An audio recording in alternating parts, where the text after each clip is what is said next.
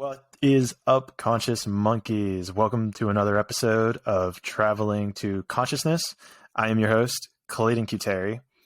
Today we are joined by a guest who isn't exactly in the spiritual realm, but he has utilized these things to help his life progress. So today we're really going to kind of examine the principles that we've always been talking about, from manifestation to meditation to journaling, the laws of attraction and assumption.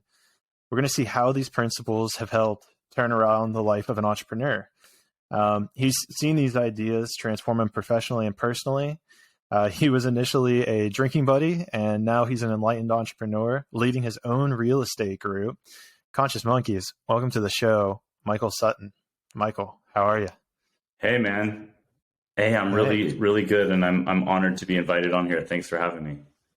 Yeah, man, I appreciate you coming on. And it's kind of funny because even in that startup, right? Like, if you would have talked to us maybe 3 years ago, I don't think either of us would have been anywhere near the same mindset. Or, back when we were partying at the Lighthouse, like, there was no way we would have had a conversation about manifestation, enlightenment, or, fulfilling our purpose in life. It's funny. I think that you're absolutely right. But even at that time, I was still doing these things and had knowledge of them, but I was so out of alignment with my deep self, right? And what I was really about. And I didn't really know what was going on. And so I was doing a lot of partying and a lot of things. And so, yeah, it's funny how we were around each other, but we wouldn't even have the opportunity to have a conversation like that, because it's like, it's not the environment, and it's not, at least for me, the mindset, the mind state, Right. It's funny how things progress. Which is an interesting point, right? Because we never really tightly aligned or anything. We knew of each other. We said, what's up? We said, hey, we had similar friends, but it wasn't until maybe I'm speaking for myself here, but I kind of went on this journey to Brazil where you maybe saw my book list and you were like, oh dude, we should talk. I feel like we're in so much more alignment than we've even come to realize. And maybe there has something to do with the fact that the alcohol was involved, where it's just we're cutting off that section of the brain and not going to have a conversation about it. I don't know. What do you think about that?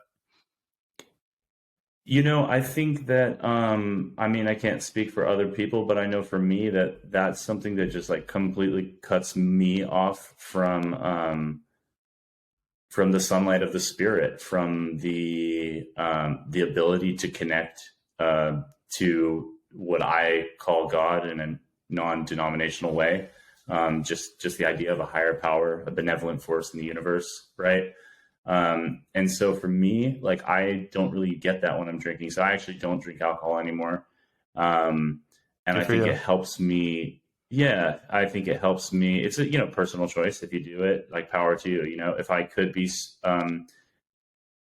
spiritually where I want to be and do it, I would, but I just, can't. And so I don't, right.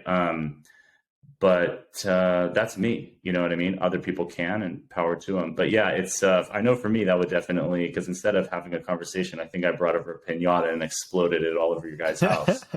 Yeah, I think that was my first impression. It was cleaning up all the... I think hey, this guy knows some cool stuff, It's who the hell is this guy who just exploded this pinata with all this candy in my house? Oh man, the worst part was that it was Mexican candy, and you had drunk people just trying it and spitting it out, and so that got all over the deck. And it was the 4th of July, and so that was a pain in the ass to have to clean up. I know, man. I've always felt bad, so I'll take this moment to publicly apologize to you and your roommates for that. I'm sorry about that. Let me know what I can do to make it right. I'll make sure AJ listens to this so that he gets in on the apology as well. Awesome. Sorry about that, AJ. Hey, it's all a part of the path, right? And I think right. there's an interesting thing there where, I don't know what you want to call it, resentment, anger, whatever it was in that situation, right? It's why the hell do I have to be cleaning all this shit up, blah, blah, blah. That is such a powerful moment that you can use for, self-reflection. It's well, why are you getting angry at somebody else? You had a party at your house and you knew your place was going to get trashed. You know what I mean? you never I know said exactly what you explicitly. mean. Yeah. You never explicitly said no pinatas. So like, are you really angry at this person, or what are you really angry at? Yeah, So I and always find that I love interesting. that I love that you say that, Clay, because one thing I know in my life, and one thing that I've been kind of like riffing on and tripping on, is I was thinking about, attention and energy, and thinking and kind of thinking back to Albert Einstein saying that energy can't be created or destroyed; it can only be changed or transferred, right? And so it's like, at that point in my life, I was not in a good place. You know what I mean? And I was coming in and being completely inconsiderate, right? And um, partying too hard also blinded me from being able to be considerate and think, hey, maybe this isn't a good idea. Or maybe like after the pinata explodes, I should help him pick it up. But I mean, I'm completely unaware, right? And so me coming in with that, it went on to you guys, right? But coming in and kind of changing my perspective in my life and seeking in a lot of different ways to do things differently, right? It has allowed us to maybe who didn't start off on a good fit to actually come in together and connect. And I think the book list was the first thing. And then I heard your conversation with Paul Martins, who's actually a good friend of mine. We've been friends since like sixth grade, seventh grade, something like that. Used to do camping trips and sleepovers and all that. And so I was like, yeah, we read a lot of similar books. Like we think about a lot of things similarly, and some a little bit differently, but also have a lot of the same friends. So I'm like, man, it's probably likely that we would be friends, or at least be able to have a cool conversation. So I'm glad we were able to kind of have it come full circle. Right. And, it also kind of touches on, everything happens at the right time, right? Like if we had That's right. this conversation back before that party or at that party, we would have never had that example to be able to share with other people, but also to kind of have a self-reflection of like, well, why am I really mad? Or, Yeah, just because this happened in the past doesn't mean I can't bring them on the podcast and have a great conversation today. exactly. And I think too, one thing you brought up about resentment, and one thing that has been such a key component of my life and my growth as a person, spiritually, professionally, and just overall, right? Like I learned through a through a coaching program my company has, and they have these things that they call bold laws, and one of them is your business grows to the extent that you do, right? And being an entrepreneur, I really took that to heart. Like I need to be able to grow because I am my business, right? Like I am the business. I don't clock in for someone else. Like I am the business. So if I'm not growing personally, like I'm not growing professionally. And resentments are like a really tricky thing. And holding these resentments, it's like, drinking poison and expecting you to get hurt, right? They don't work. It just harbors a lot of bitterness. And instead of like allowing us to see our part and where we could be accountable, like, and to your example, you're like, well, I did have a party in PB Mission Beach and basically just invite a bunch of people in on a holiday weekend. Maybe it wasn't going to be like, hey, should I take my shoes off at the door? But on the flip side, Right. it takes two to tango, right? Like it was just it. So it's like if you look at it like that, better for you. It doesn't make me right, right? I would still say that I'm in the wrong, but it allows you to have some perspective and not let it take up rent in your head for free. You know what I mean? And for me Yeah. personally, I can't live with resentment, and so I work really hard to actually. When I feel a resentment, to really look at it and see my part in it. And even if I have no part, understand that, like you're not going to get mad at someone who, is sick, right? Like for being sick, they're just sick. But if someone's spiritually sick or mentally sick, we tend to still get mad at them. You know what I mean? And be like, what's this guy's problem?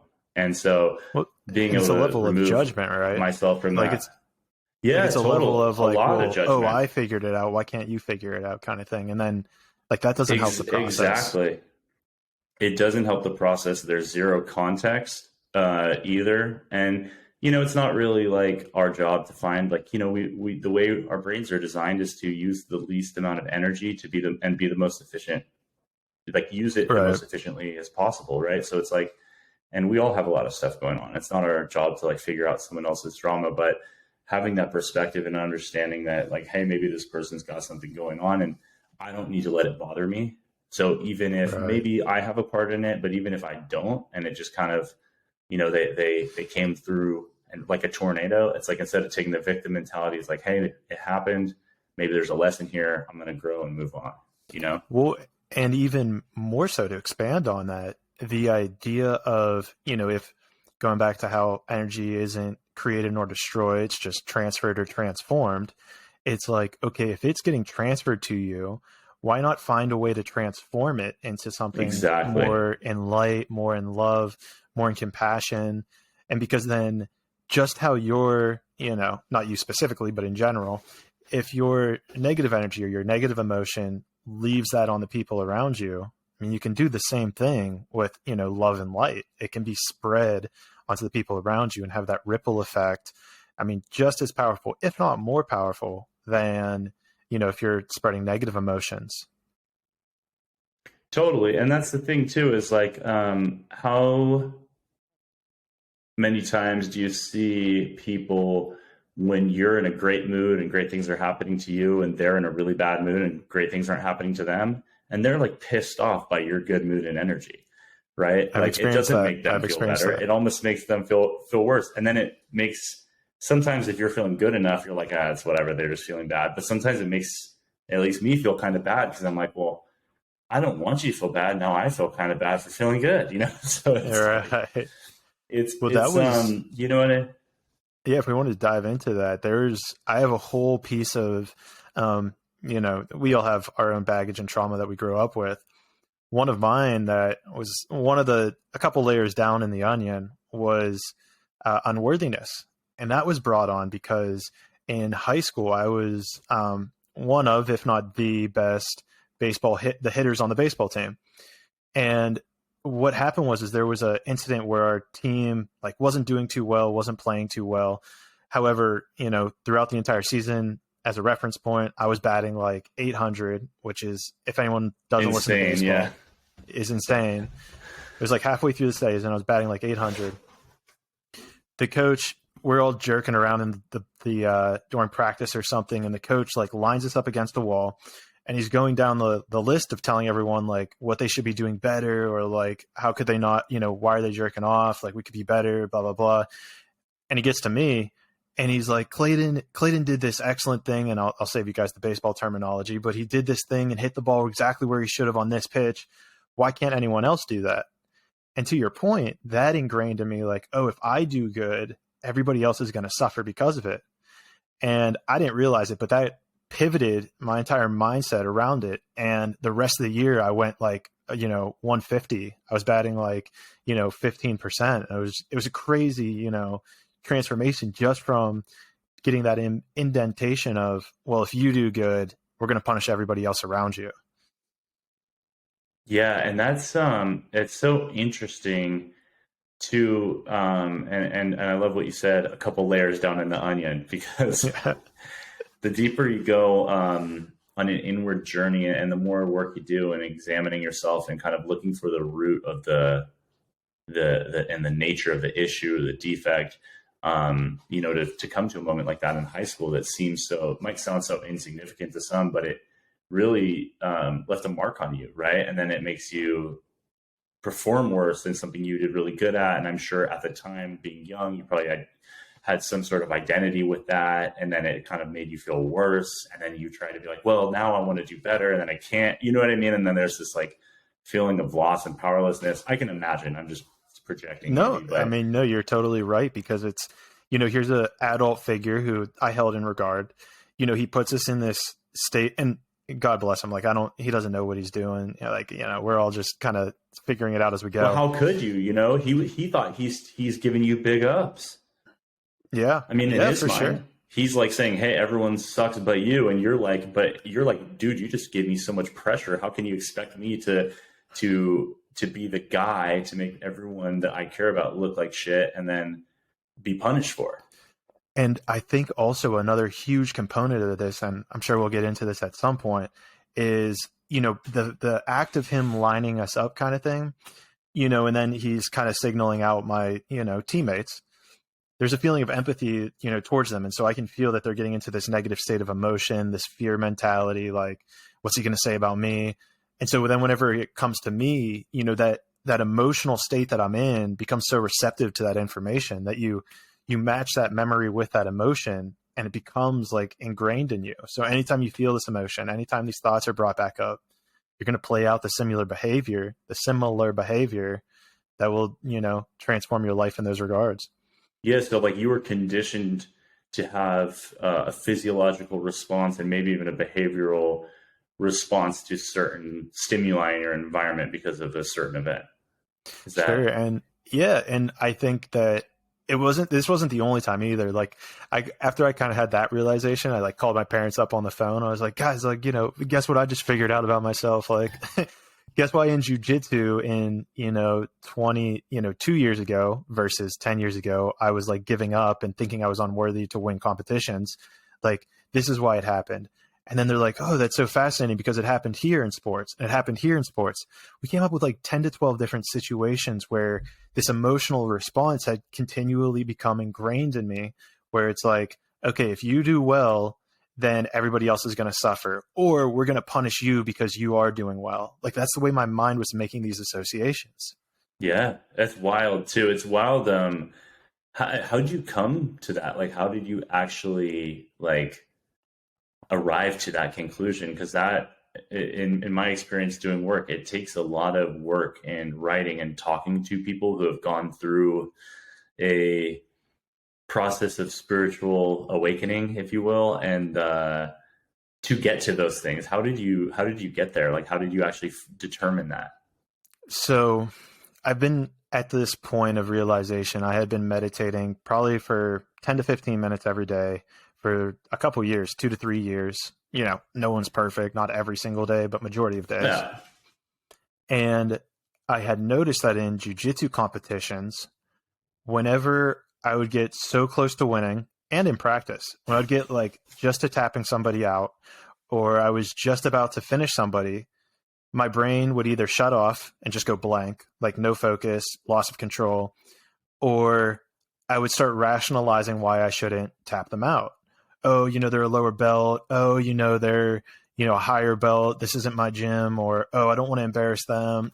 All these rationales would come in and I would let up. And so then, there was a competition, and actually there's a post on my Instagram. I like dive into the whole like thing of it. And I just meditated on it. I was meditated on that feeling. I found that feeling kind of in my body. Like, okay, where's this feeling coming from? Like, what is this trying to teach me? All right. And so in that place of deep meditation, that like reemerged, that scenario that happened 15 years ago reemerged and was like, hey, we felt this emotion whenever this happened too.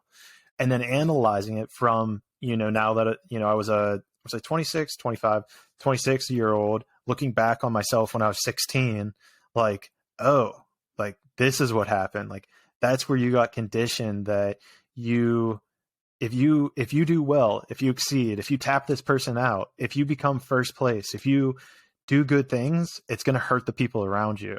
I was like, fuck, man, that's a lot to take in. That is a lot to take in. So what did you do now to like do something different? Like, what do you do now? Do you do like, because I know for me, when I have stuff and I figure it out, it's like, first I have to be like, well, can I cuss or no? Yeah. Fuck, shit, piss, whatever. Okay. Uncensored. Shit, piss. Blink-182. Shout out. Yeah. No, I just like, I know like for me, it's like when I have realizations like that, I just am first like, fuck, Yeah. It's like, now I've got the awareness. The self-awareness is something that, it's step one, right? It's just kind of like, and then it's like, well, like, what do I do now? Right. And so like, for me, some of the things that like I have to do is like start with awareness and then kind of thinking about it. And for me, like, I know using positive affirmations is something that I do, whether it's through writing, speaking, both, to kind of get through or work through stuff like that. But like, what do you do? I'm curious, because I think, the best way to learn how to grow and improve is through, things that are working for other people. So like, what do you do with that information once you have it to recondition yourself to not do that next time you want to win a competition? Yeah, it's a really powerful question, and I think a lot of things you're probably doing help as well, because I journal as well, maybe a little differently, but we can get into that later. Meditating is important, but the other thing is to be able to recondition like the subconscious brain, because these are emotions that have been trapped in your subconscious, like deep down, like, we are acting out, our behavioral patterns that we have been taught from a young age. And that's what we're just repeating unless we go in there and fix them. Recently, I've actually been using a meditation that I created. It's on YouTube if you guys want to check it out. But it's based off of the Breaking the Habit of Being Yourself, which I've read that. That's a good book. Yeah. So through it, he's like talking about how, man, I won't do it justice, but essentially how you can recondition your subconscious brain to carry out normal patterns. So I created this meditation, and a part of it is going in with certain feelings, right? So you take in the feeling of unworthiness. You'd recall in your brain times you felt unworthy, get into that emotional state, and train yourself to say change. And so the idea is that when you say change, you snap out of that old conditioning pattern and into this new one, this new I am worthy idea and feeling. And I've been doing it with so many things in my life now where, and I've only been doing it for a week, but and this is a piece of the puzzle, but the point is that you are aware of whenever it occurs, right? Step one being the awareness.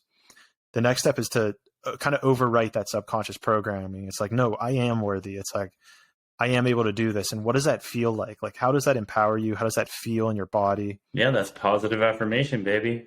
Yeah, exactly. That's it's really powerful, man. It's the, like, if you want, it's so interesting too, because my education is actually in psychology. That's what I got my degree in. Oh, okay. In psychology, I forget the name of the phenomenon or what research it comes from, but basically there's this idea that if you're going to be like a podcaster, right? You're not going to actually feel like you're a podcaster until you start podcasting for a few months, a year, whatever, and then you'll actually feel like it. And what a lot of people want to do is they want to psych themselves up to feel like a podcaster so they can go start a podcast, which our brains don't work like that. You have to actually do first to actually feel after. So the action has to come first, and then the emotion comes after. And a lot of people want to feel like, I don't feel like it. Well, you're not going to feel like it, or not long enough to actually do anything. You have to go into action first. And the powerful thing of the whole Breaking the Habit of Being Yourself is how he goes through and you train yourself into these emotional states. You visualize what's happening when it happens and feel it as if it is occurring as it's occurring, like I, even, maybe it was kind of a transition period. And of course it helps whenever I look back and I'm like, oh, okay, I've already recorded, 15, 20 episodes. It's like, yeah, okay, there's the physical proof that I am doing it, but it's that internal feeling and belief that you are. Otherwise you're going to start hitting yourself with, what's it called? Imposter syndrome. And you're going to be like, I'm not right. I'm not real. The self-doubt comes in, the old habits come in, why did you quit your job, man? Like, And it's like those old habits, those old conditioning patterns. And that's when you learn how to say change. It's like, you're no longer that. That's no longer you. And so you get out of that habit and now you can change your world into whatever you want. Yeah, I read that book a few years ago. It's probably a good time to revisit it. I just read one though called Mind Hacking. Have you? No, I haven't heard of that one or read that one. Not yeah, yet. But he talks about a similar thing where when something comes in your mind, right, you just say thought, and it kind of just obliterates the thought. And it's the same thing. Thought change. It doesn't really matter what you say, right? You could say spaghetti. It's like, hey, when certain thoughts come in, I'm replacing it with conscious action. Right. So I'm present to my thoughts and I'm shutting it down before it can gain momentum, because it's so interesting how much momentum our brains can get if we let ourselves become identified with our minds. Mm-hmm. That can really throw us for a loop, right? And it's like we have the voice in our head that tells us things, right? That if you had like a roommate that told you that stuff, like, oh, you suck, you can't do this, you're not a a podcaster. No one wants to listen to this. If you were hanging out with someone like that, you'd be like, fuck this guy. I'm not going to hang out with this guy. But that person literally lives in your head, but that's not you, right? As much as your arm is not you, it's a part of you. But no one's like, oh, I am my arm. Like you know what I mean? It's like, that's just not how people are. Right. And so it's like, you're the conscious observer. That's you, right? That's the essence of you. And so being able to pay attention to that part of you that is not you, right? Right. And being able to, when it starts kind of acting up, be like, change thought, like, shut the fuck up. And I'm going to replace it with a new feeling, a new thought, a new action.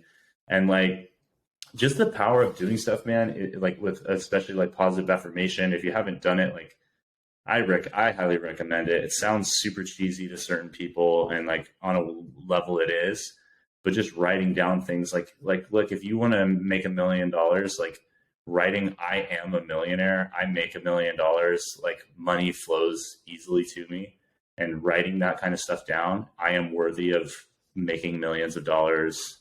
I easily make millions of dollars, and then saying it over and over and writing it over and over. It sounds almost kind of like crazy, but it reprograms your subconscious and your RAS in your brain to actually start to believe it. And anyone who knows anything about psychology will tell you is your subconscious brain is so much more powerful than your conscious brain. It's really the one that's running this show in the background, right? Yeah. And so we take these activities that we can do consciously to just like inject this programming and reprogram, because our default, I mean, how old are you? I'm 33. How old are you? 27, baby. You're 27. You're young. You just got the man beard, dude. I just like, I'm 33 and I'm still like, can't grow it like that. I don't think I ever will. I don't think it's in the cards for me. Too nice of a face to cover up. Oh, thank you. But like, I mean, let's say that I think I started going on like an inward spiritual journey, with a lot of bumps in the road, but I want to say around 27, 28, kind of right around your age. I just felt like I had like an emptiness. I felt, it started a little bit before that with like my AID and doing that stuff and being exposed to it, but I wasn't ready. I was partying a lot, hanging out in PB, you know what I mean? And I just wasn't really in the environment, like, or in the headspace, right, to fully allow myself the growth. But I started to feel a void, and I started seeking. And so it's been a journey, and it never really gets there. It's like, I tell people when I kind of, cause I help people who are kind of just starting this, just kind of give them a nudge in a direction, if they're interested in it, right? It's like when the student is ready, the teacher will appear. And it's like, if you want to hear, if my story can help you, great. And if not, like, you're not interested, great. I'm not going to tell it to you. But just going along that and seeking something is when things started to change, and I started to find answers I was looking for. And the cliche, and, it's like, it is, you can go and travel the world and look for it, but it's kind of like that book, The Alchemist. It's always like right under it's, you have to look inward, right? A lot of universal truths in that. Yeah. In that book. And just start taking accountability. Right. And so I'm curious. I'm curious. You were saying that you were starting to feel the void, and you started kind of doing like the journaling and the affirmations, but maybe you said that the void was still there. Yeah. What got you to keep doing the affirmations? Although you were, I'm sure at some level you were like, oh, this void isn't going away, but I'm still going to do these affirmations. What kept that going? Well, let me ask you this. I'll answer your question with a question. If you landed on a different planet, but it looked similar to Earth, and you were hungry and thirsty, would you go look for food and water? Like, would you, you know what I mean? Like, would you, maybe you don't know what it looks like. Maybe things look a little different, but you're hungry, you're thirsty, right? Like, I think that the spiritual component for people, and I would say, and I think I get what you meant at the introduction of like me not being in the spiritual realm. It's not my business or my, I guess, like where I make a living or really like, I guess, like brand myself. But my personal belief is human beings by nature are spiritual creatures. I think that's what that's what really differentiates us from other animals as really being highly spiritual creatures and being kind of having that ability to conceptualize and manifest things, right? And do quite incredible things, right? And Yeah, and to just kind of echo what you just said there, yeah, that was totally the angle I was trying to come from. Like, I'm completely on board. Like, we all have spirituality in us. The podcast, I try to focus on people who are, it's their business, right? It's their whole thing to make spiritual content. And so I wanted to, first I wanted to chat with you long form. And then I thought another thing was like, oh, this would be cool to like switch it up and give people, seeing it in action, seeing somebody actually like applying these things to their life and becoming successful. Yeah. And I figured as much. I just thought, like, if anyone's listening, like, I just thought it felt natural to touch on it, and just kind of like, it was just something I was thinking, but it's like, so it's like, I just felt like when I felt that like yearning for something more, what I've come to realize in my own life and experience, and this is what works for me, is I had a need for spiritual connection with a higher power. I feel like that's innately human. I feel like if you are a diehard atheist and you are in a plane that's going down and you think you're going to die, you might get on your knees and pray to God, not even sure what God is, or your identity is based on there is no God, and you might change your tune really quickly, right? And why is that, right? And I don't think that that's something just that's been, conditioned or society. Like, I think we have that all in us, right? And so for me, what that means is to seek a connection with this higher power, is to and to fill that void is like, I have to do things, right? Like, I need to be in meditation, so kind of like prayer meditation, because I need to be able to slow my mind down, because if my mind is going wild, I can't get a spiritual connection, right? Right. Like, My favorite quote is, everyone should meditate for 15 minutes a day. If you don't have time to meditate, you should meditate for an hour. Yeah. I love that, because it's so true, because it's like, if you can't make 15 minutes for, like, one of the things that now, and I love that science is kind of doing things to show benefits with, and presenting empirical evidence to support things that people like, I'm sure these monks have known for millennia, you know what I mean? But like, they actually can back humanity is probably known for tens of thousands of years, arguably. Yeah. Just modern science is just catching up to it. Exactly. And that's what I mean. The spirit for me, right? Higher power, it's timeless, right? It's here before us. It'll be here after us. And for me to maintain like a contact with that, it's like, one, I have to have faith that it's there and it exists and it wants me to be happy and live in well-being, right? So part of it is taking on faith. Part of it is by nature, I think I'm very selfish and self-centered. I think that a lot of people are in general. I think that human nature is to do, typically, not always, what will serve us. Like we will choose self-serving motives most of the time. Not saying you're going to like rob, cheat, and steal, but like, we usually do things that are serving us, advancing our agenda. That's what we choose to do, right? That's. Well, I would argue that that's human nature. I mean, that's like there's a biological response there, right? I mean, if you're stranded on the Sierra Desert, if you're in like the African plains or the desert, Sahara. Geez. Good thing I don't know if it's Sahara or Sahara. We'll let somebody let me know in the comments below. But regardless, so if you're, in this place of like lack, right, or scarcity, if you're in this place of, there's not enough, like, where am I going to get food? Where am I going to get this? You're naturally going to be inclined that you can only look out for yourself.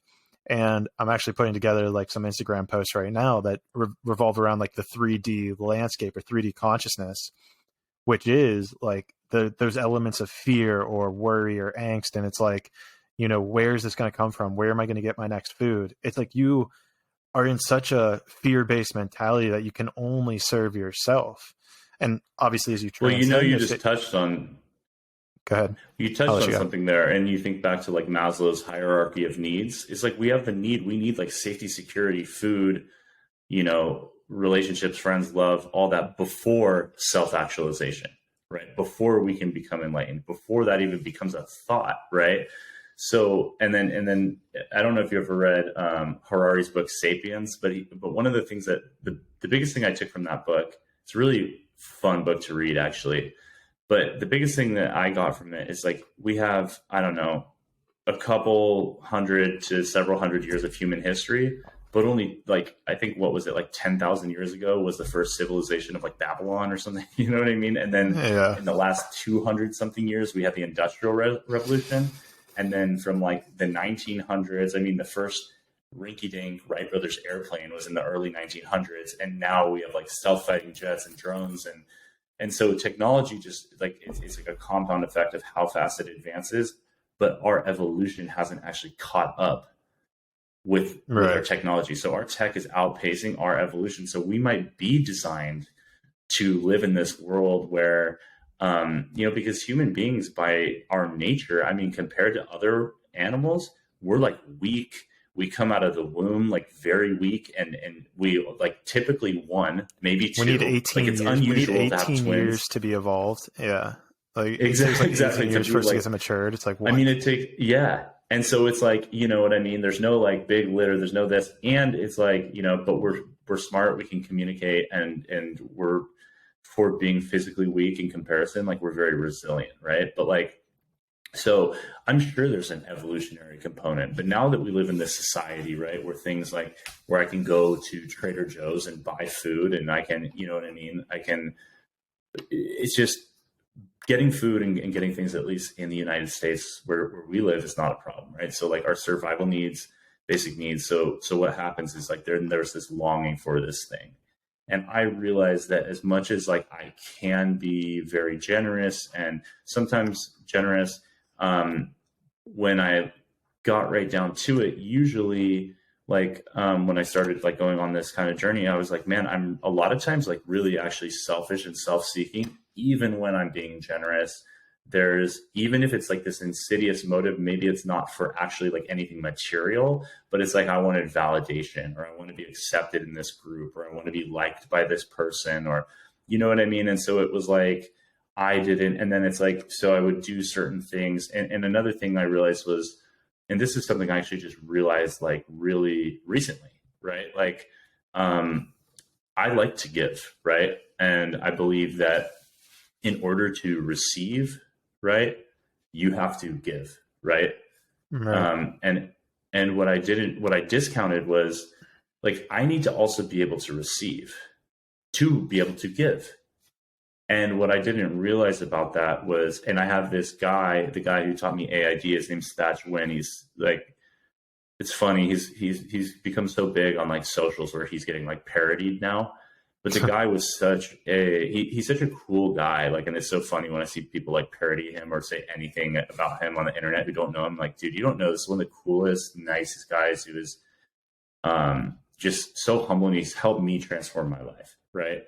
And he taught me AID, but I took him one time, and this guy, by the way, is like a very wealthy real estate investor, like self-made. And he let me take him to lunch, and I said, here, let me get it, I'll pay. And we're at like this like rinky dink, like it's not rinky dink, it's cool, but it's like, hole in the wall restaurant in Chinatown in Seattle. And he's like, yeah, I'll let you pay because I need to be able to receive.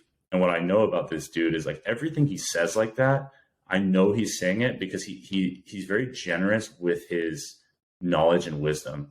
And I know the way he says it, like there's something like I should be picking up. And this is like years ago. And it just hit me recently when actually Brett, like I moved, and I asked Brett to like, hey dude, will you help me like move a barbecue and do all this stuff, right? Like to my new house. And he's like, yeah, no problem. So he came with his truck, we loaded up, like a barbecue, a ladder, a couple things, and bring it like a couple miles over from one house to another. And I'm like, here, let me Venmo you some money. And he's like, no, like, don't worry about it. This is for anyone who's listening. Sorry, we shouldn't talk so inside talk, with our personal friend group. But this is a friend of like a childhood friend of mine. Right. And so it's a good story. A childhood friend of mine, we've been friends for a long time. And he's just like, I'm like, let me Venmo you. He's like, no, don't worry about it. Like, I'm just helping you out. Right. Like, he's my buddy. Like, he's not like he needs money or something. It's like, but I felt like what I realized and I was about to Venmo him money after he left, but I realized is like, man, I don't allow people to give to me. I don't allow myself to receive but what I do allow is I allow myself to be bitter because people are always taking from me, or I give too much and I don't receive. I don't get enough in return. And it made me realize, well, I don't get enough in return because I don't allow myself to receive. Fascinating. And by not allowing myself to receive, I've set myself up to make everybody else wrong, have permission to be mad at the world. And when I have permission to be resentful and mad at the world, now I have an excuse and rationalization for my negative behaviors. And it's like, well, you came up and you fucked me over. So you know what? Fuck you. Like, I'm going to behave how I want. Right. And it's really the payoff is I don't have to be accountability for my actions when I know that they're not in alignment with how I want to be. It's like you want to make this instantaneous, like one-of-one trade so that it's just like you're automatically balancing the scales right away kind of thing. That's fascinating because It reminds me of another mutual friend of ours, Bryant Smith. Whenever I first met him, we got in an Uber or a Lyft. It was probably the first time I met him, I think, or maybe one of the second or third times.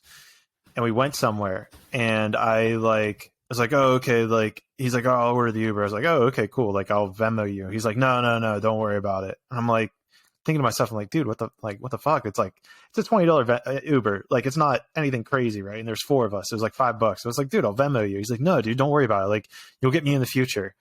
And to me, that sat so bizarre. It sat like so weird. It was like I get, it's like, yeah, I guess, but I didn't have this conception that like in the future, the debt could be like resolved. Like and maybe it wouldn't even be to him. Maybe I wouldn't even buy an Uber for him, but I would buy an Uber for somebody else, or I would somehow help somebody else do something. And it's so true to what you're saying. It's like, and it's kind of like what you put out in the universe will come back to you. It's like, just do what you need to do, follow your intuition, follow those things, because, if you're, I guess maybe I'm getting a little off the topic of it, but it's just like, it's okay to like let the universe fill that debt almost for you, or have you fulfill it in another way. Totally. And it's like, if you actually do believe Einstein's thing about energy cannot be created or destroyed, only transferred or transformed, it's like the universe, if and maybe I'm off base because I'm not like a physician and I'm not an Einstein, but logically it seems from someone who's, like a modest, intelligent, nothing special, right?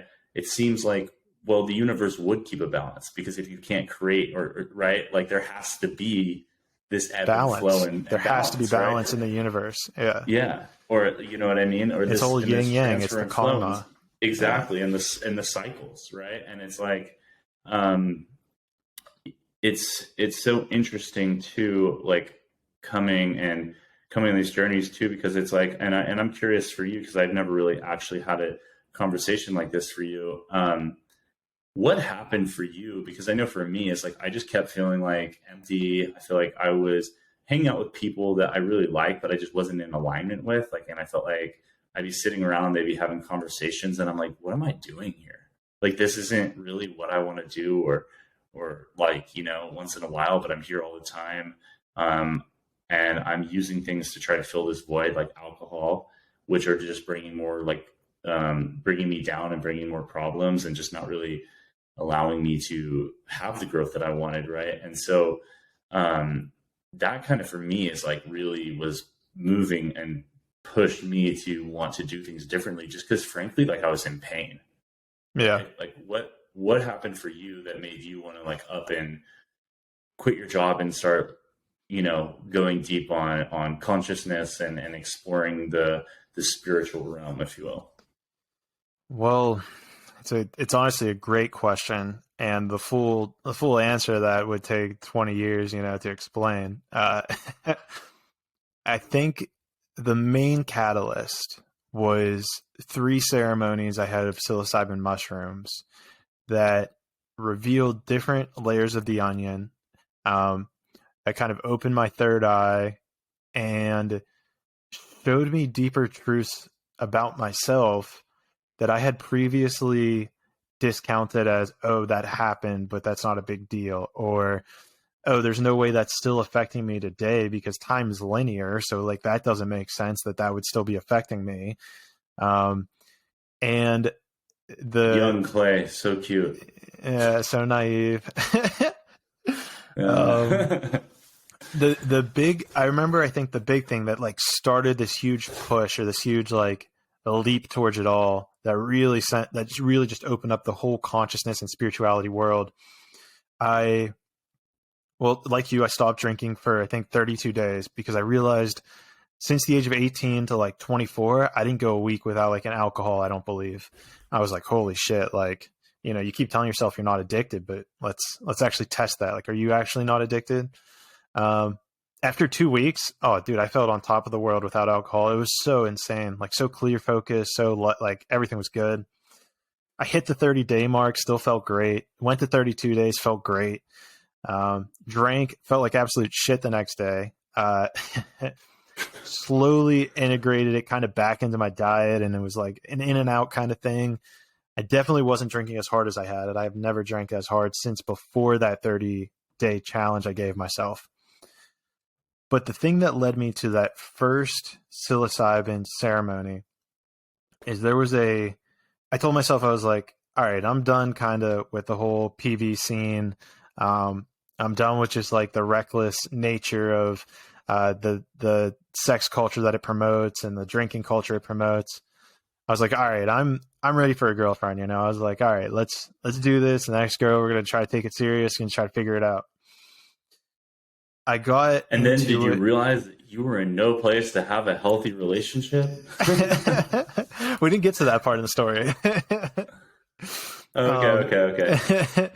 Well, so I found a girl. A girl came into my life who, it was incredible. We were going on dates for about a month and a half, and it was just pure bliss, which was so fascinating. Like we could kind of just read each other's minds. Like everything was just so peaceful. And then she asked, like, what are we? And for some reason that just broke my mind. I went back to my old habits. I was overthinking shit. I didn't know what to tell her. I started trying to like think through the problems. Like I tried to start think throughing the answer to like walk on eggshells so I didn't hurt her, but I got what I wanted. That just kind of sent a ripple. You let go before tapping her out. I let go before tapping her out? What does that mean? I've never heard that before. Like in your jujitsu, like in jujitsu, like in your thing, like before, like you're on the verge of like tapping him out, like, and you let it go. I mean, that's what it sounds like. I don't mean like you actually were going to choke her out. I mean, like you had a beautiful thing going and you self-sabotage. Self-sabotage for sure. That's just like everything you said earlier, though. You know what I mean? Right. You're picking up that there's a correlation between those two. Well, yeah, I think there's certainly a correlation. Oh no, I'm just saying it's like it's a rhyme or a you know, like it's a ripple. I don't know. It has it's just as interesting. You know what I mean? Yeah. Well, so what happened was I was like just in this confusion state, man. Like I was confused. I was like, what the fuck just happened? I was like, dude, I thought I had it. I thought it was lined up. This is what you wanted. Like, and it's here. Why aren't you like going with it? And so it led me to my first psilocybin ceremony. This girl number 2 comes in and she's like, oh, like I'm a plant medicine. I guess I don't want to say it like that. It wasn't like a sexual relationship. She was like, oh, like I'm a plant medicine lady. Like I help, you know, I administer some psilocybin, you know, we uncover some trauma, yada, yada, yada. And so there's a whole intention setting process, taking it and going through it. And dude, that dosage of psilocybin opened my eyes to so much shit. Like very. Is it just pivotal. In the form of mushrooms, or is it like a different form? Oh yeah, mushrooms. It was like in a tea. Like she blended it up in a fruit smoothie or something. But it was psilocybin. It was mushrooms. Oh, okay. And you know, it's like very hypnotic. Like you put on like a blindfold, you know, you're just laying there. She's kind of like going through like this whole progression, like getting you into a relaxed state. And, you know, my intention was essentially to figure out why I reacted this way, you know, like what was going on.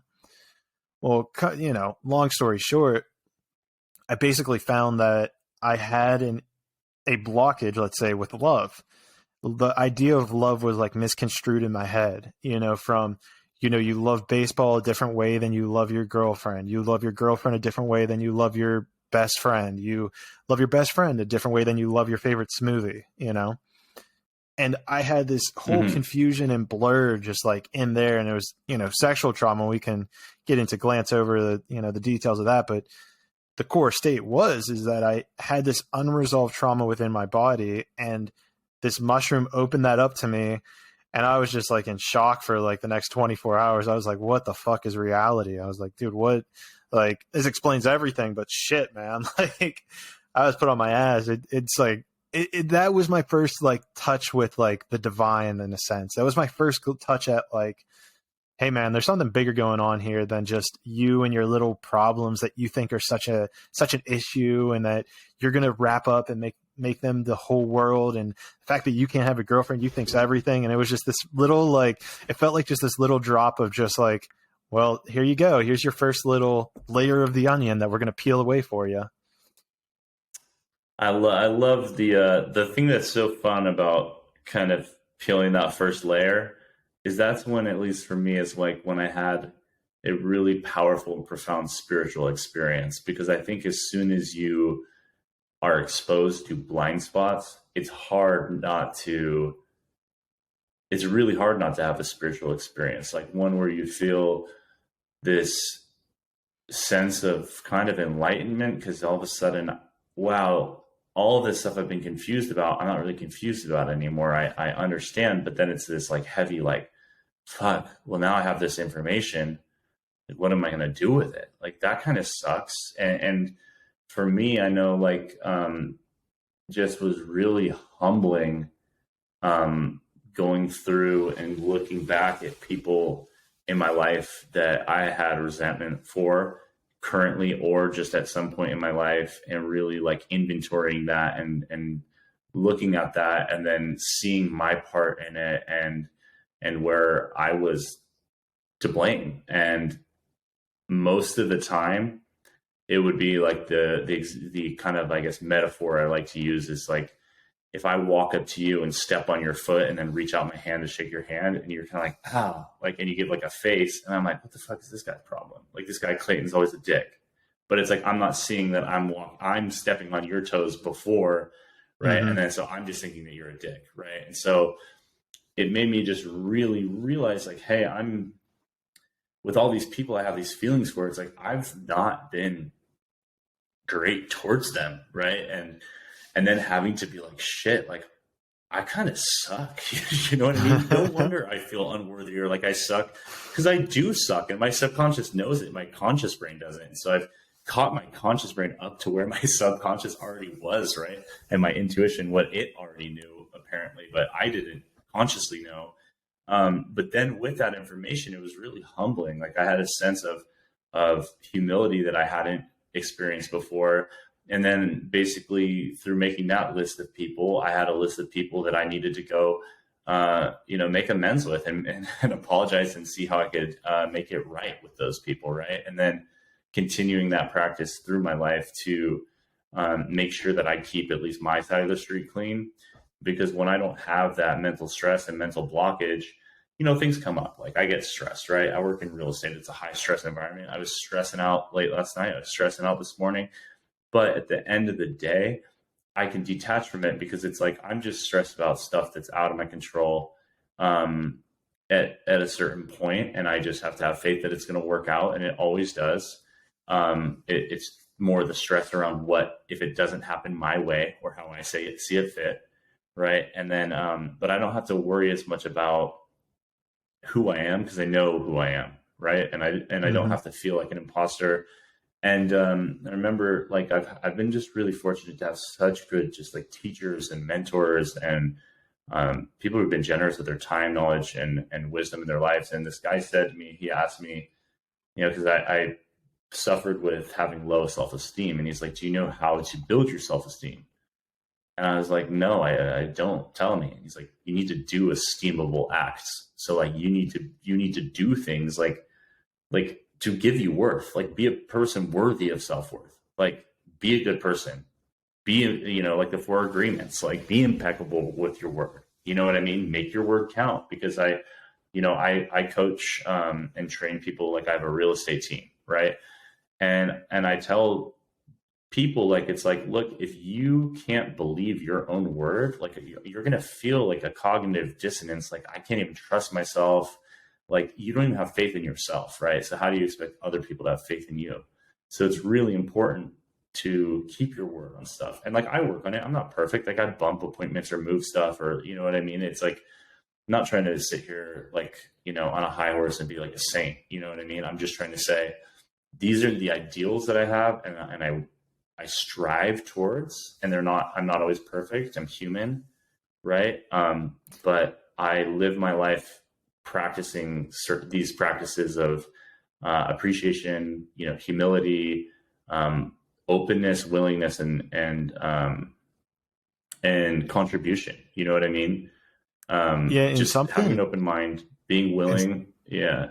and something I want to kind of touch on here, since you're bringing back up, real estate and everything. I heard it first in the podcast you did with Teal. Shout out Teal Cooper. Shout out Teal. I love Teal. She's amazing. She's going to come on the podcast soon. Yeah. So a little tidbit for Awesome. anyone I'm listening. happy to hear that. Yeah. Glad you guys could connect. Oh, dude, she's a super cool person. The conversation we had was electric, so I'm excited for it. I'm excited to get one recorded. I digress though, but on her podcast, and you said it at the beginning of this one too, is that really, like, I found super fascinating was the idea of how you said that as you kind of were watering yourself, growing yourself, you saw that your business was growing in relation to it. Like how if you're going to stay stagnant, you're not going to see any growth in your business. Like your business can't grow if you're not growing, was kind of how you worded it. And I'm curious if your business grows to the extent that you do. That your business grows to the extent that you do. So you can say that for you. Yeah. Yeah. So I'm curious as your to podcast is going to grow to the extent that you do, Clay. Yeah. I know it makes so much so you're sense. On a good path. Sorry to interrupt you. No. Dude, you're so right though, because I've noticed that like the people that have been reaching out, like if I read another book, the level of people that reach out is so much like more intensive, or the quality of conversations are getting better. The number of reviews I'm getting on Apple or Spotify, they just increase. And I never made the direct correlation in my head, even going down this journey as I have. So I'm curious with you is like, where did you hear that, or did you just realize it yourself? And then how have you seen that play out within your real estate profession?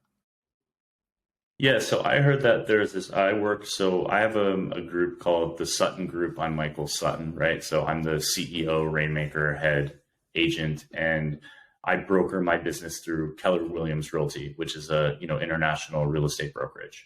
And Keller Williams has a training company affiliate called MAPS, and MAPS is a coaching program called BOLD, the Business Organization Life by Design.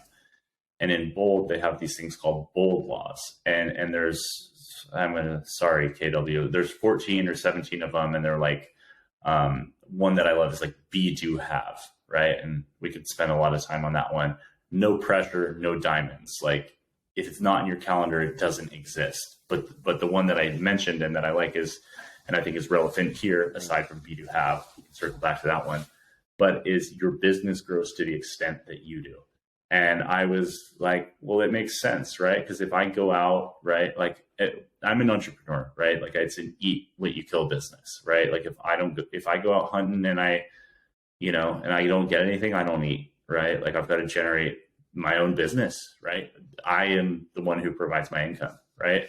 And so if I go out and get drunk and get hungover and I don't go to work the next day, or I show up to work like that the next day, like that's how my business is going. I am the business, right? Like I am the business, I'm running the business. So it's like, but if I'm reading, so I got into reading. So like I went from reading like basically nothing to reading a few books a year or two. Then I think the most I did, like in I mean, now I stay like on track with what I was doing, but I had this book this year that I think I read 19 books, which for me, like, I think I'd read before that in my life, maybe like 4 books, you know what I mean? All And so right. to do 19 in a year was like an insane That's a lot. spike in my growth trajectory. Yeah.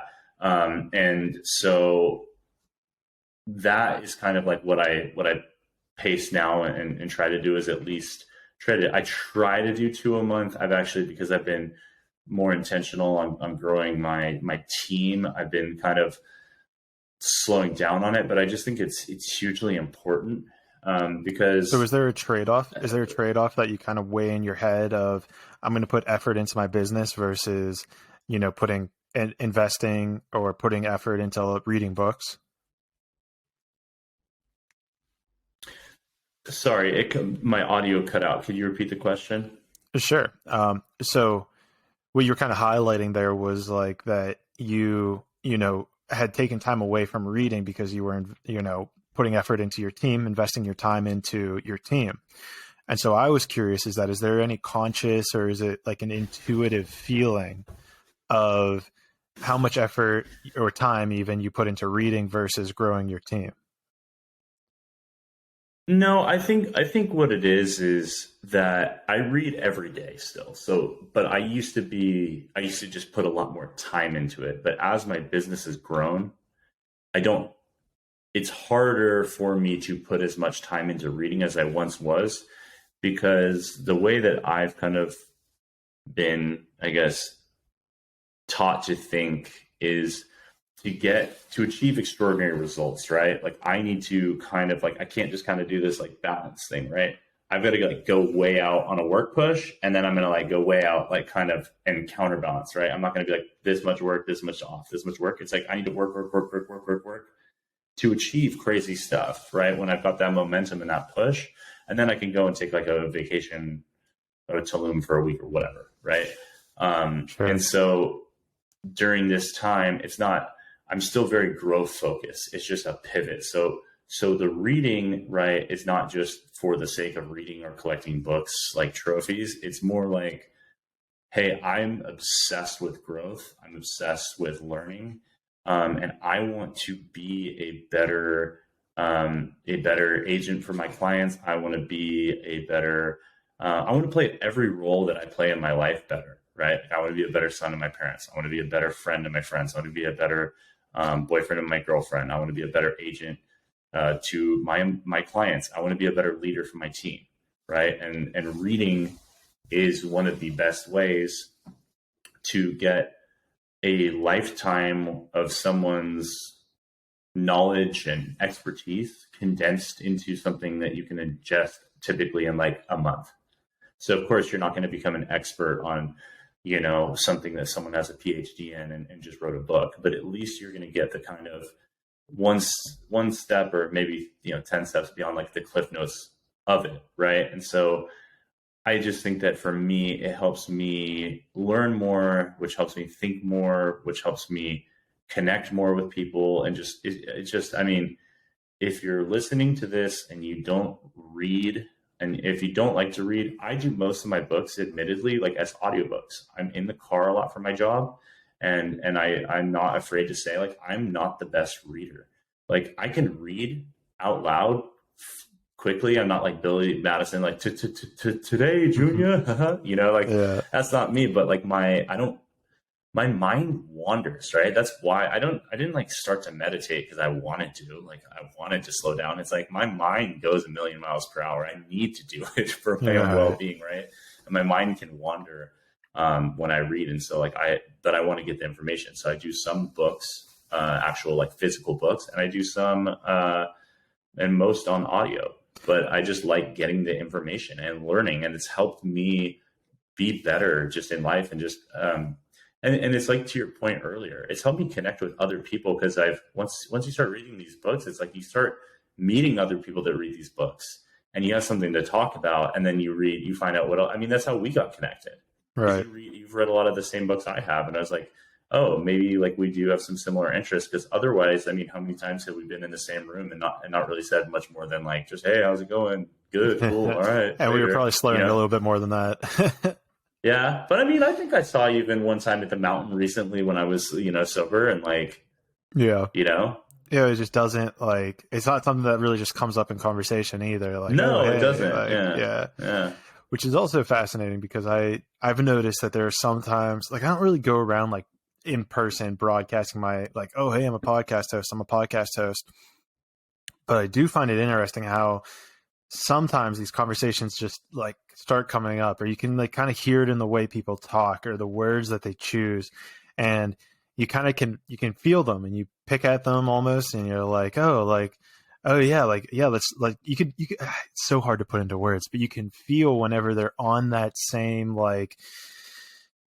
seeing the world through that same light. And after once I pull that thread a little bit, it starts to unwind, and I see it's oh shit. I'm hey, I don't tell a lot of people this, but you should check out my podcast. And so it's really cool to kind of be able to, you feel that once you start talking to people, but maybe, you don't see it, I guess, at the surface level almost, right? You have to start that conversation to get that ball rolling. Well, you don't see a lot at the surface level, and I think that's what was so interesting when you mentioned Teal. When I connected with Teal, it's you look at someone like her or me, and you just kind of think on the surface, or maybe even you. It's you just see them and you just think, oh, this is just some guy, and just whatever. You don't really Well, it's your projections, right? It's whatever you project onto them. It's you don't really, and also too, it's we're guarded, right, in today's world, and just in general, that's how human beings are, right? And so it's I've been reading some Brene Brown recently, and she talks a lot about strength through vulnerability and being vulnerable. And I did this thing called I got a mosquito up in here, I think. Sorry. I did this thing called the Landmark Forum, and in Landmark, I don't know if you've done it. It's kind of I thought it was a very cool experience, actually, for anyone looking for growth. I did it when I started going on this journey, and it kind of helped kickstart everything. But they talk about by being vulnerable and being open and honest, you actually in turn give the person you're interacting with space to be vulnerable, because you've kind of said, hey, here's me being vulnerable. So now, you don't have to feel your guard because I've been vulnerable 100%. With you first, right? And so that's the thing. We're always in this kind of Mexican standoff with hey, who's gonna let you in first? Because we're afraid to get hurt. We're afraid, what they say in Landmark, kind of riffing on that is we're really driven as human beings a lot by wanting to look good or not wanting to look bad, and it's just that's just a simple way of putting it, ego driven, right? Sure. Is we want to dominate and we don't want to be dominated, right? We want to go up the hierarchy, not down, right? And so it's being driven by that, and then putting these stories in our mind, and kind of circling back to earlier when we were talking about kind of scorekeeping, right? We are rationalizing machines. Our brains work in ratios and keep scores. And it's well, how do you determine value? It's well, what's it worth? Well, it's worth what someone's willing to pay for it. Well, what does that really mean? It's well, how much of my energy and attention do I need to give something to get this skill, to then implement this skill, to be given a currency, to then trade that for this? And if I trade that for this, what else could I get for this much money, right? And so it's all relative, right? So how much of my time and energy is this going to take? And I love exploring this concept, and I'm glad you kind of brought it up, is what a world without money would essentially look like, right? Because based on our premise of what we were talking about before, where it's okay, I just know if I do something good for you now, you don't have to pay me, because I know somehow the universe is going to give me what I need in the future event before I even know it. It's going to line it up because I'm, doing good things so that I can receive. So in that frame of mind, we honestly, in a sense, don't really even need money. Money just becomes a point of control for people to take advantage of in some way, shape, or form. I'm not sure if you've ever thought about something like that, or... It's hard to imagine a world without money, honestly, because I remember,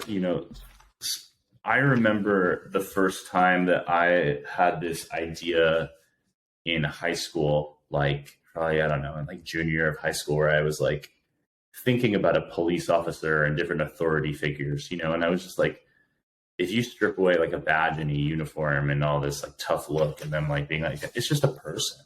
And I remember it was like the first time just like, coming out of that mind of like, oh, he's a cop, he's a this, they're a teacher. It's like, no, you're just a person. You show up and you play this character, right? And so it's like, I remember having that thought and then just really realizing they're people and they're really only given power that we give them or authority that we give them. And we've all somehow agreed on, right? With money, it's hard for me to imagine a world without it. And it's hard for me to imagine a world like, I actually think that the invention of money is actually a positive thing because it kind of allows us to store our energy. I think like it's one of those things where it was created because it filled something that was necessary, right? Because it's like, you're like, maybe I'm going to go do this work now, but I want to get something in return later for it, or I want to be able to choose how this goes. And so it's like, I don't think that money is inherently like bad or this. And then I think sometimes too, it's like, I would rather work for money and be in the competitive business jungle than have the law of the animals and the beasts, right? It's where it's like kill, be kill, and hide and run. And you know what I mean? Like, you better, like, the gazelle gets up and runs and the lion chases it. And either the gazelle runs fast and the lion doesn't eat, or the lion catches it and it eats. I would rather have money than live like that. But I don't know. It's hard to fathom, honestly. Like, I would love to, like, and that's why I haven't ever been to Burning Man, but I hear it's like that where there's no money. And I feel like either, but yeah, that's what I've heard. I feel like I would have to go experience it so I could do it. It's so hard to imagine. Is it a cool idea? Totally. Like, I think like if we had a world where it worked like that, I would love that. And I'd like to see it played out like Burning Man in like a microcosm. But yeah, I think it's cool. I think if you had, it's hard to imagine because it's like, even if you had a group of people who were like, let's call, for lack of a better word, enlightened, right? You could probably have this because there's this faith and consideration where everyone's going to participate and exchange goods, services, whatever, in a way where there is a fairness and a balance and not really a dispute, right? But I think that as people, like in human beings, like we have this time where we're not, where we're kind of asleep or not spiritual. Our spirit hasn't been awakened. We haven't had a spiritual experience to kind of awaken and enlighten us. And I think during that time, not having money, those people, but I guess you could argue those people with money also are dangerous, right? But like, it's just, that's an interesting thought. What do you think? I can't even imagine it. Well, and that's also a pretty hard thing to do, is it's hard to imagine in the first place, right? Because like, look at Riverside. Is it Riverside? Yeah, let me call them out. Who I'm recording with, or Buzzsprout, right? Who hosts my podcast. How do I, right? Like, it's like, you would think it's like, okay, I need to give them money because I don't know them. Like, this was my thought with money, is that it's a way for people who don't know each other to exchange value in some way, shape, or form, right? However, if we go off our premise from before, right? Like, you're an entrepreneurial type guy. Like, you just enjoy doing stuff. I just enjoy making this podcast. They just enjoy making a platform for people to host, like, audio, right? So they just do that. Like, that's just their thing. They just make it and it's all free. Anyone gets it. It's just free. Here's every feature we've ever created. We're just going to put it out there and you can use it.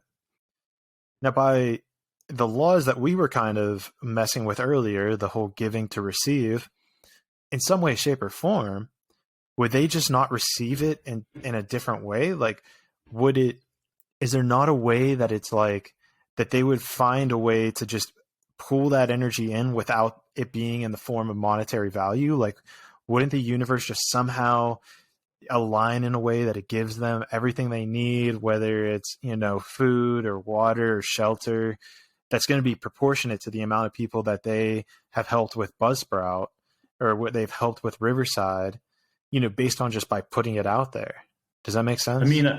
It does. And I follow the logic, but I just feel like, there's so many things. Like, I don't know if you could hear out the window. There's guys picking up the trash right now. And I'm thinking that those guys aren't out there because they just like picking up the trash. Like, I think they're doing that because they need food and shelter and certain things. And I think for everyone who, like, I know there's been times in my life, like right now, I'm very blessed. I've worked hard. I've been lucky, but like, I've had times where I was on hard times, right? And like not comfortable or in a good place financially. And like now I'm fortunate where I'm in a pretty good place. And I think like all of us have these journeys, and being in those places where we're struggling is where we actually have those times where we have to get real, and where it kind of, we hit that point where we decide to change is hard, man. Like I don't like when Google changes how Google looks. I'm like, what the fuck are they doing today? Like, you know what I mean? Or I don't like when we like consistency. Where my iPhone updates and my apps look slightly different, or when, Instagram went from like that little, I don't know, when YouTube went from the old TV to the little play button, you know what I mean? You're like, what's this little change? But you know what I mean? We don't. Yeah. So like, I don't know. I would like to think so, but I just like, part of me is, as much as I love like positivity and stuff like that, and the good energy, it's like, I feel like we exist in a world where there is contrast, right? And so it's like the idea of contrast, I just think it's like, it's kind of like capitalism. My thought with capitalism, it's like, is it perfect? No. Are there problems with it? Yeah, there's really big problems with it, but it's the best system we have now. Right. It's kind of like cars. It's like, do cars pollute? Yes. But it was the best thing that we had to transport people. And now we're looking at ways to, like now you have Tesla, like 20 years ago, Tesla, like couldn't have existed. People wouldn't have cared. Right. Like, and it's just like, speaking on timing, it's like, how many things do you see like that were good ideas that were too ahead of their time and they didn't come to fruition? Right. It's so funny. There was actually just something on one of the TV shows or something. I forget what it was, but this guy designed this. I forget exactly. I think in modern day, it would have been something like a calculator, like an automatic calculator, but he designed it with all these gears, and it was very sophisticated. This might've been like, I don't know how long ago it would have been, maybe like the 1800s or something, but the specifications for it called for such thin or such small, intricate grooves for the gears to get a part of, where they couldn't make it work. It was like they didn't have the machinery to cut the grooves in the right way and make it so small that they fit together. Or maybe it was like a machine that learned. Regardless, it was something that was so beyond its time. And, this was like in the 1800s, and like today they took his drawings and rebuilt it, and it worked perfectly. Like they didn't even need to change anything about it. Like the entire blueprints, it just worked. Like if they would have had the technology, it would have been in the 1800s that they had this.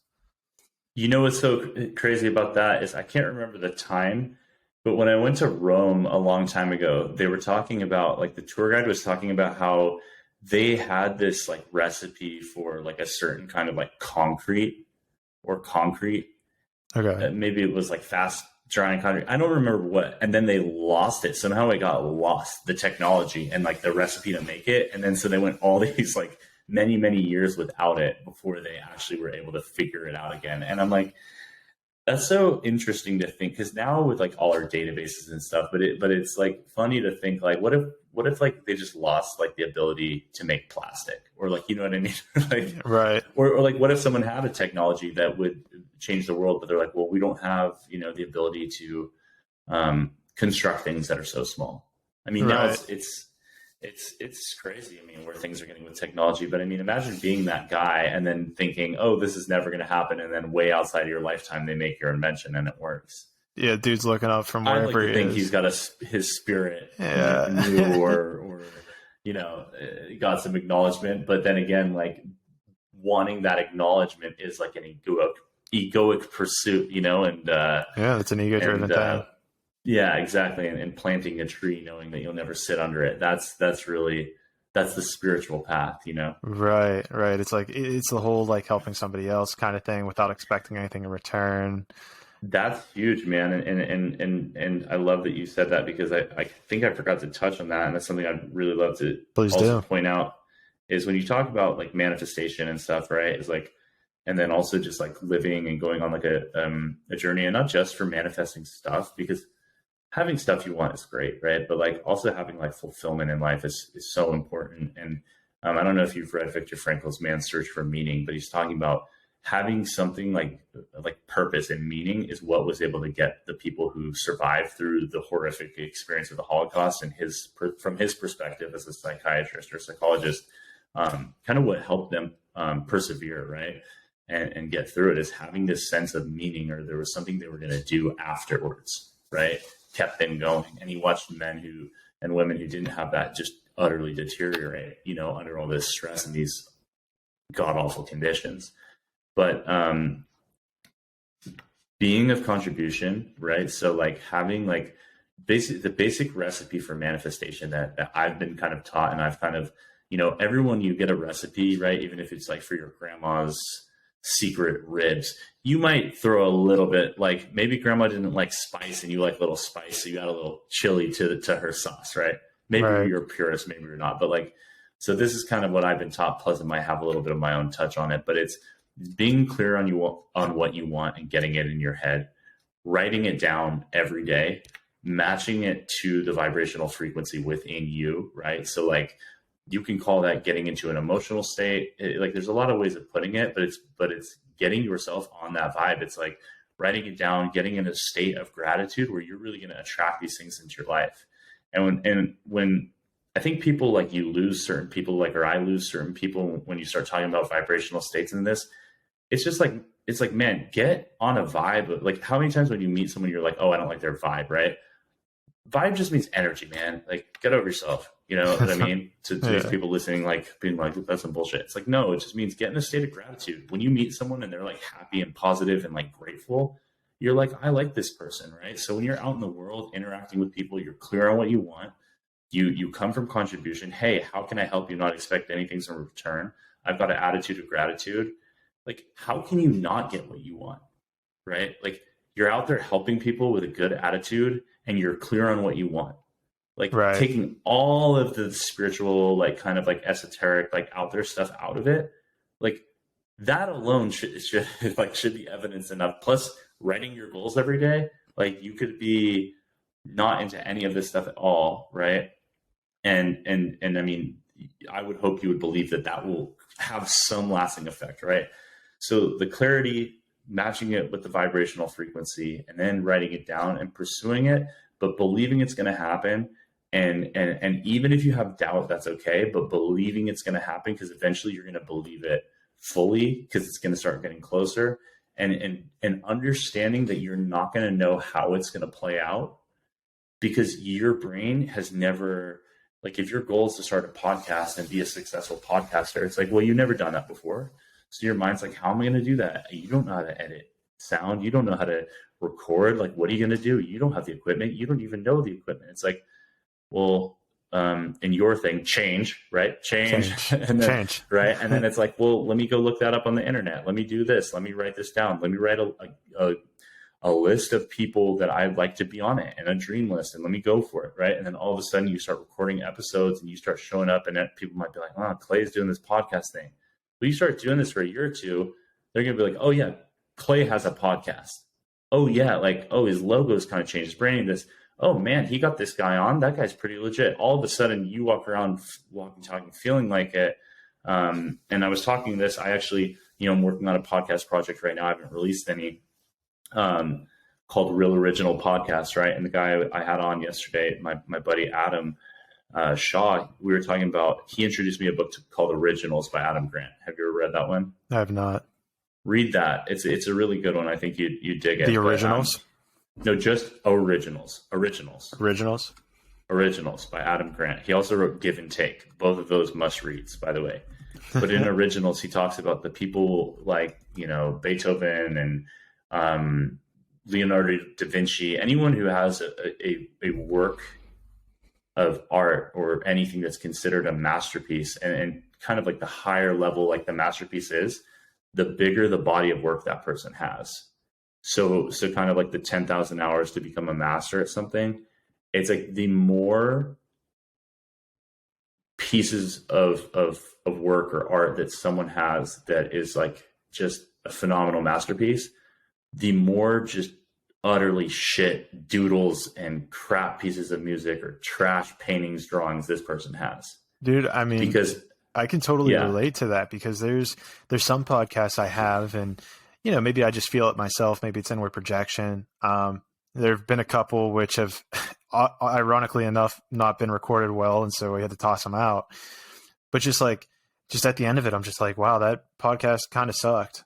But it's like, you need that in order to have like that reference point of like, okay, well, why was it bad? Like, what did you do wrong in this one in order so you can make the next one great? Like, and then what did you do good? Exactly. Yeah, exactly. You're talking about like business growing to the extent that you do, the idea. And one of the things I've learned to journal, it's like, what did I learn? What did I do well? And what could I do better on?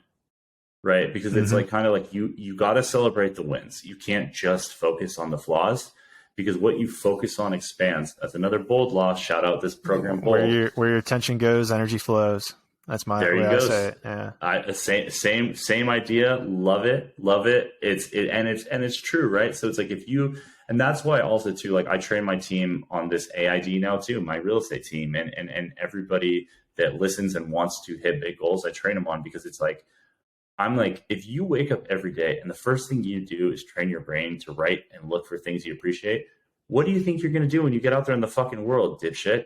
Your brain's going to be like, where's all these things I appreciate? It's like, or if you're looking at like, where's my flaws? Where are my flaws? All you're going to see is flaws. I mean, there was another, I can't remember the book, but they're talking about professions where there's a lot of suicide, and they're talking about attorneys, because attorneys were always looking for flaws in an argument.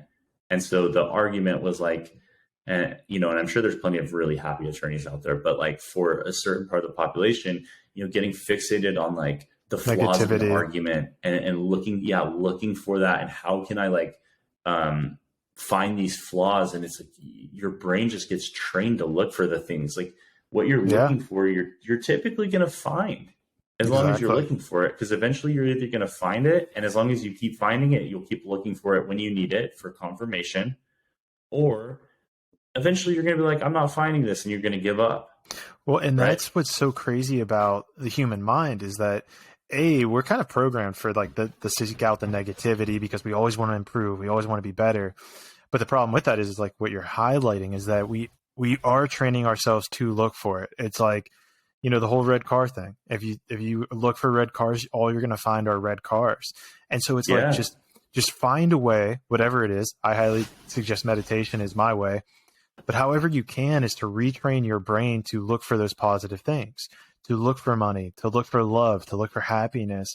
And what you come to is to realize that it's all already here. It's already in this present moment. Because, we can get into why time doesn't exist and it's just an illusion. But, it is all happening right now. It is all the money that you ever have is coming to you right now. It's all, and again, I know this is difficult if you're in a place of fear or scarcity, but it's like you're in that place because of past conditioning pulling in that past conditioning of lack, of insecurity, that's what you're fixated on. I call it the shameless effect. If you've ever seen that show before, my girlfriend likes it, and I know it's supposed to be good. It's on my list, but dude, like as someone, okay. I was gonna say it's like one day, but it's like, man, I just like don't get as much time for like TV these days as.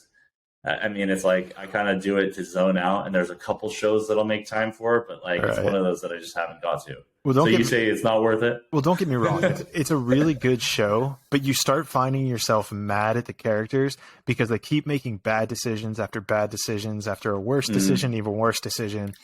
And what they always say is, oh, I'm a Gallagher, which is their last name. I'm a Gallagher. This is supposed to happen to me. I'm a Gallagher. This is supposed to happen to me. And you're like, self-fulfilling prophecy, man. Exactly, man. And it's like, you can just make that. And I know it's difficult at times, but if you find a way to meditate, you can switch that in your brain to be searching out the positive, searching out love, searching out, fulfillment in other ways. And you get to a point where you realize that it's all here right now. And so there's really nothing to search for. Totally, man. Like the Eckhart Tolle, like is he's written The Power of Now and A New Earth. And I have read A New Earth probably 5 times. It's my go-to book when I'm feeling out of alignment to kind of bring me back. And his books and all of his stuff talks about, and the book is called The Power of Now, right? And like, yeah, he's just such a smart guy, and he says it, and I'm going to totally butcher it, and it might not get, but I remember I was really ready to receive the message when he said something to the effect of like, when you are aligned with a now and you are really connected and in the present moment, you are there and present and like aligned with the entirety of the universe. Like, and you have that like power behind you. And I'm like, damn, that is really profound. Like, you are like really present and aware that you and the entire universe are at the same place at the same time. And I was like, damn, that's a trip. It's really hard to actually like imagine that. But I was like, that is actually the power of the present moment, right? And being present is you are present to that. Hey, I'm here and now with the universe, everybody and everything. Right. Because it doesn't matter if you blast off Jeff Bezos into space. Like, bro, we're still in the now until they find like that going through a black hole brings you into some different space time. But like for now, you know what I mean? That's where we're at, right? Like, there's nothing experienced outside of the now, and we're all there at the same time. Your now isn't different from mine. We're in the same now. Right? Another way that I've seen it described is like, we think of it as like, and I'm going to make a hand gesture on the screen. So if you're not watching, I'll try to explain it, but it's just like, it's past, present, future. There's this linearity we see, but in reality, it's kind of stacked on top of each other where it's like past, now, past, present, future. And they're kind of all stacked on top of each other, as opposed to it being like this kind of like linear pattern that we normally see, where it's, we view time as linear. You think of any graph, right? Like in science, like time is across the x-axis. But in reality, it's all kind of stacked along the y-axis, and it's just moving through. I don't even know how to describe it. It's so difficult to describe in that sense, but it's happening. It's so interesting because it's like we use our brains to make sense of the universe and the world, right? And there's certain things that we can't like comprehend, right? Like we can get a sense of, like we can comprehend that there's like stars in the sky, but like it's been told to me by someone, and so you can fact check this, I'm not sure, but it was told to me by someone who took a buddy of mine when we were in college, that he just got out of like his astronomy class or whatever, and he was like, dude, I just learned that there are more stars in the universe than there are like grains of sand on a beach, and each star is like so much bigger than planet Earth. And so you start to think, it's like, I hear you, I like conceptually understand that, but I can't fathom that, because I can barely like fathom like, if you told me right now, like to go get food and I had to walk 2 miles, I'd be like, you don't have time to go walk 2 miles. But then you're telling me I'm in this like universe that's vast. Like, even if you told me like, on that example, go count all the grains of sand on the beach, I'm like, hell no. And I can actually walk the beach, right? Like, but there's that many stars. Like, it's just so unfathomable how much it is. And like thinking about the spirit too, and just experiencing things. It's like, and just like, your psilocybin experiences, you can't really articulate fully that, because it's things that you feel in emotions, things you feel in your body and your spirit. And it's like, so how can you articulate that? I mean, you could explain to someone all day for a lifetime what that experience is like, but unless you actually go through it and feel that, you don't really know. You know what I mean? Yeah. And I think that's like, a huge point of it too, is the feeling. Like the feeling is so important, especially I think with that's why AI scares the shit out of me, to be honest. Because they can't feel. Because, well, beyond like that, just like you take who's programming these computers, human beings, right? And what are we doing with code? It's like our logic and our intellect, right? Which is very powerful. But without the emotional, spiritual component of a human, it doesn't make you fully human, right? And I think the logic and intellect can be very cold, right? Like it can be, and then it's also like your logic and intellect comes from, it's going to be influenced by your culture, right? By your race, your gender, what Right. time you're in. And so you're going to put all of these things that come from a certain kind of logic into this thing to calculate things, and then it's going to build on itself and create its own stuff because AI builds on itself, without the ability to kind of have that feeling and check and balance with like, hey, this is out of spiritual alignment. Right. And it's just like, to me, I just find it so frightening. And I think it's a disaster waiting to happen. And it's the funniest thing too, is I think as human beings, it's like, we almost like intuit our own demise. Like, hey, we're going to build these like robots and it's going to be like Terminator, but we're still going to do it because we just like have to. It's just, you know what I mean? It's the whole Skynet thing, right? Yeah. Well, and that's kind of something that is really fascinating. Two things are like Elon Musk is putting up those satellites in order to have an internet all over the world.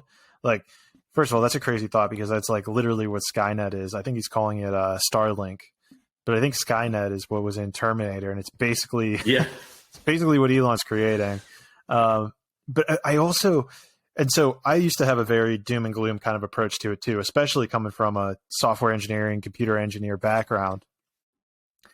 But and we bring this back to spirituality. There has to be a reason that our intuition is propelling us in the sense to create robots, right? Like, the way I see it is that, nothing's good or bad. Everything's happening as it needs to. So the question becomes is, why is there a human intuition? Although so many people are like, this is bad. We shouldn't do this. We shouldn't be creating AI. Like, even Elon Musk went on a huge thing about how we need to slow down with AI because we're doing something we don't understand. That was probably like 5 years ago. But the fact that our intuition is still pushing us, the universe in a sense, is still pushing us to create this artificial intelligence is, to me, what really kind of like blows my mind open as to like, well, does the universe need the artificial intelligence that we are going to create? Is this like what humans' purpose was for the universe, was to create this AI that, who knows, may ultimately eradicate the human race? If that is what happens, like, that would suck, and I hope it doesn't. But is that what our purpose was put on this planet to do, was to create AI and then to wipe out humanity? Like, I don't know. I just don't know. It's interesting, and I've never thought about it like that. And it's one of the things too, and I think it kind of like is one of those like kind of like mind benders for me, because it's like there's this paradox that as human beings, right? And I mentioned Viktor Frankl's Man's Search for Meaning, is we have this deep need for meaning, for significance, for these like connections with people and these experiences where we feel like we have a purpose and a meaning, and we're self-actualized,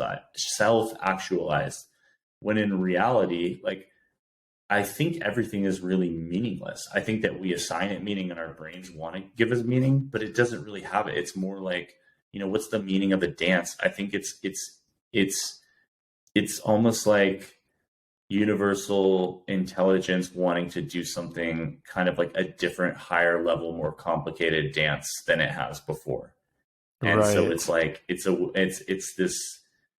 just this weird thing. I mean, life's just a trip, right? It is what you make of it, I think. And it's like, you can go through your whole life kind of asleep and just kind of go to work and make money and come home and drink beer and watch TV and do that till you die. Or like, you know what I mean? Or you can go on the journey. Make it about all this meaning, but it's like, it doesn't mean one's right or wrong or one's better than the other. It just, I mean, I know the choice I've made, but it's like, it's weird. I was talking to a friend of mine. It's like, the deeper you go down the rabbit hole, or the more you kind of go into certain things, it's almost like everything kind of goes full circle, and it's like this paradox of like, it always leads you back to the simplest of things, right? Like, it's like you can go way out there on these limbs and this and that, but it always comes back to being this really simple thing.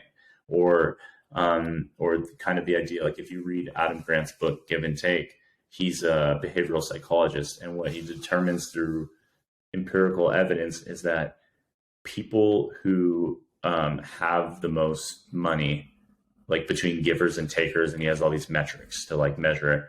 Okay. The givers have the least, takers are kind of in the middle, and the people who have like the most like stratosphere are givers. So the givers are the extremes, and the takers are kind of in between. Okay. I just wrote down that book. Because I want to read it's that. really, you definitely need to read it, man. And originals. Adam Grant's books are good. I think they're must reads. Well, but and something that kind of hits me by that is, I remember, we're all in this whole, in this whole mindset of like, oh, the rich need to pay their fair taxes, and we don't have to go down that whole rabbit hole. But I remember, but the point that it's fascinating is that it was brought up, or that question was phrased towards like Jeff Bezos. I don't remember exactly the question, but his whole thing is like, yeah, like, I'm worth, let's say $2 billion, but Amazon is worth like $50 billion, something like that. Maybe I'm completely off on those numbers. But the point is that he created $48 billion worth of money for other people.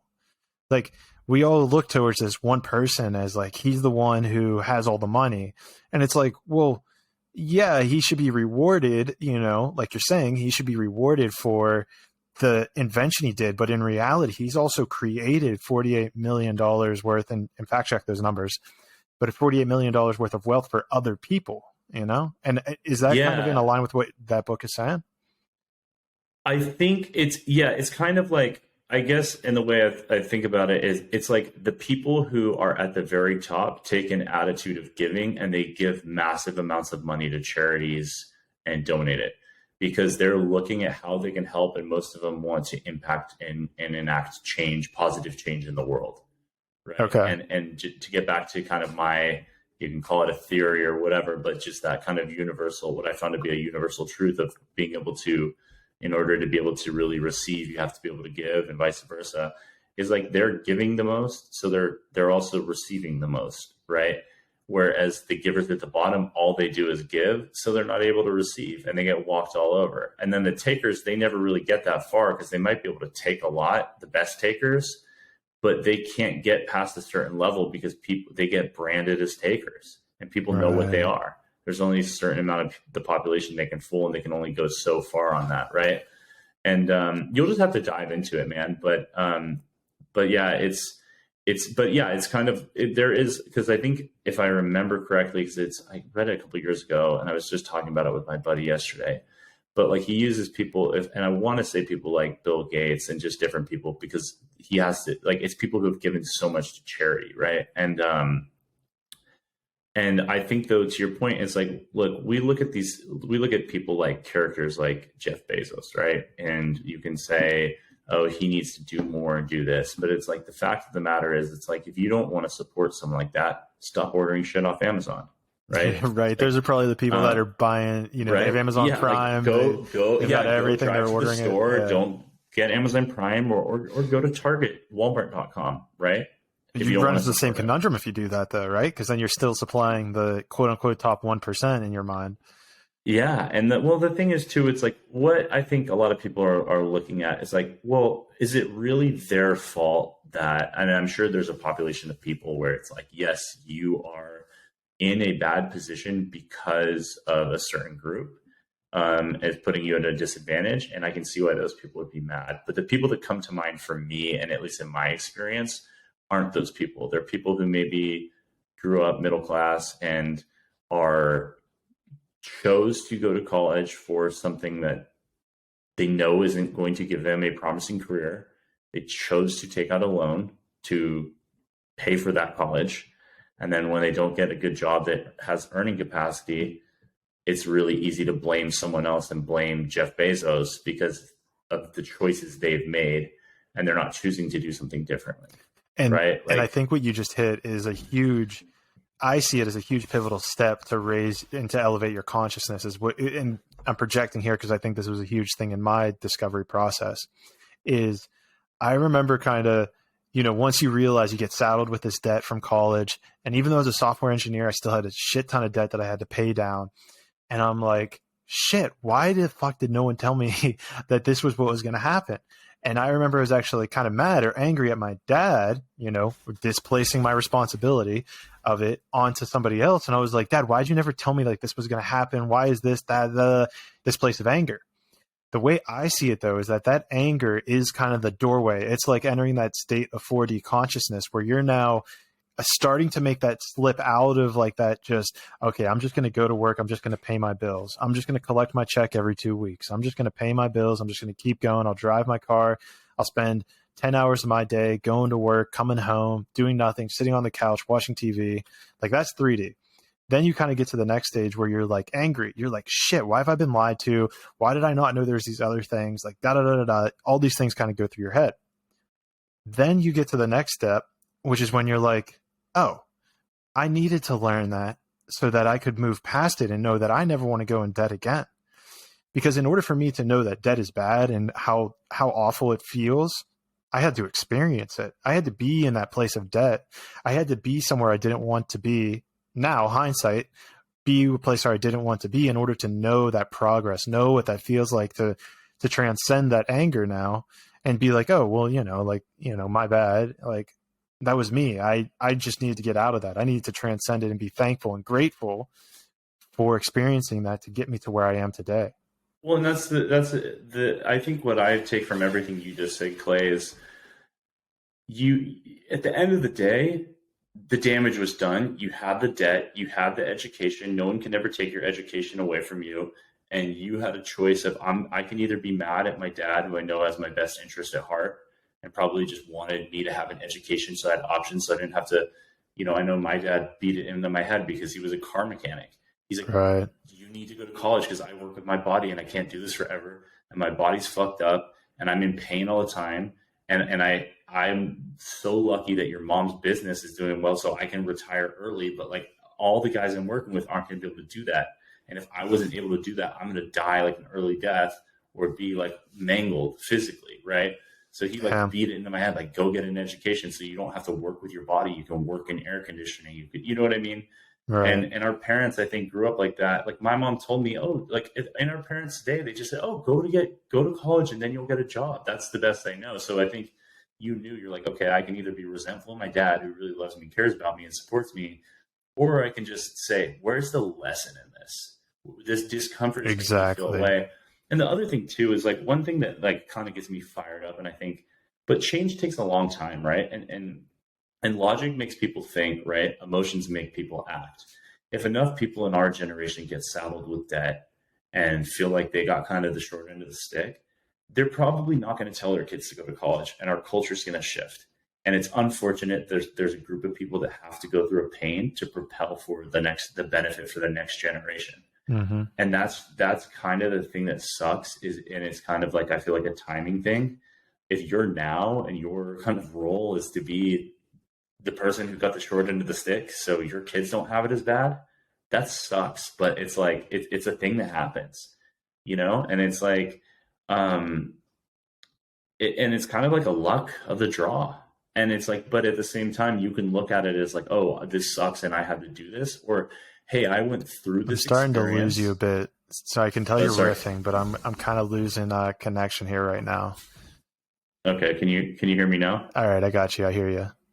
Okay, cool. Hopefully I kind of I was riffing, but now I'm kind of off it, or I kind of lost my train of thought. Oh, my bad. My bad. No, it's okay. It's okay. Sorry about the disconnection. Can you hear it now though? I can hear you. Yeah. Okay, cool.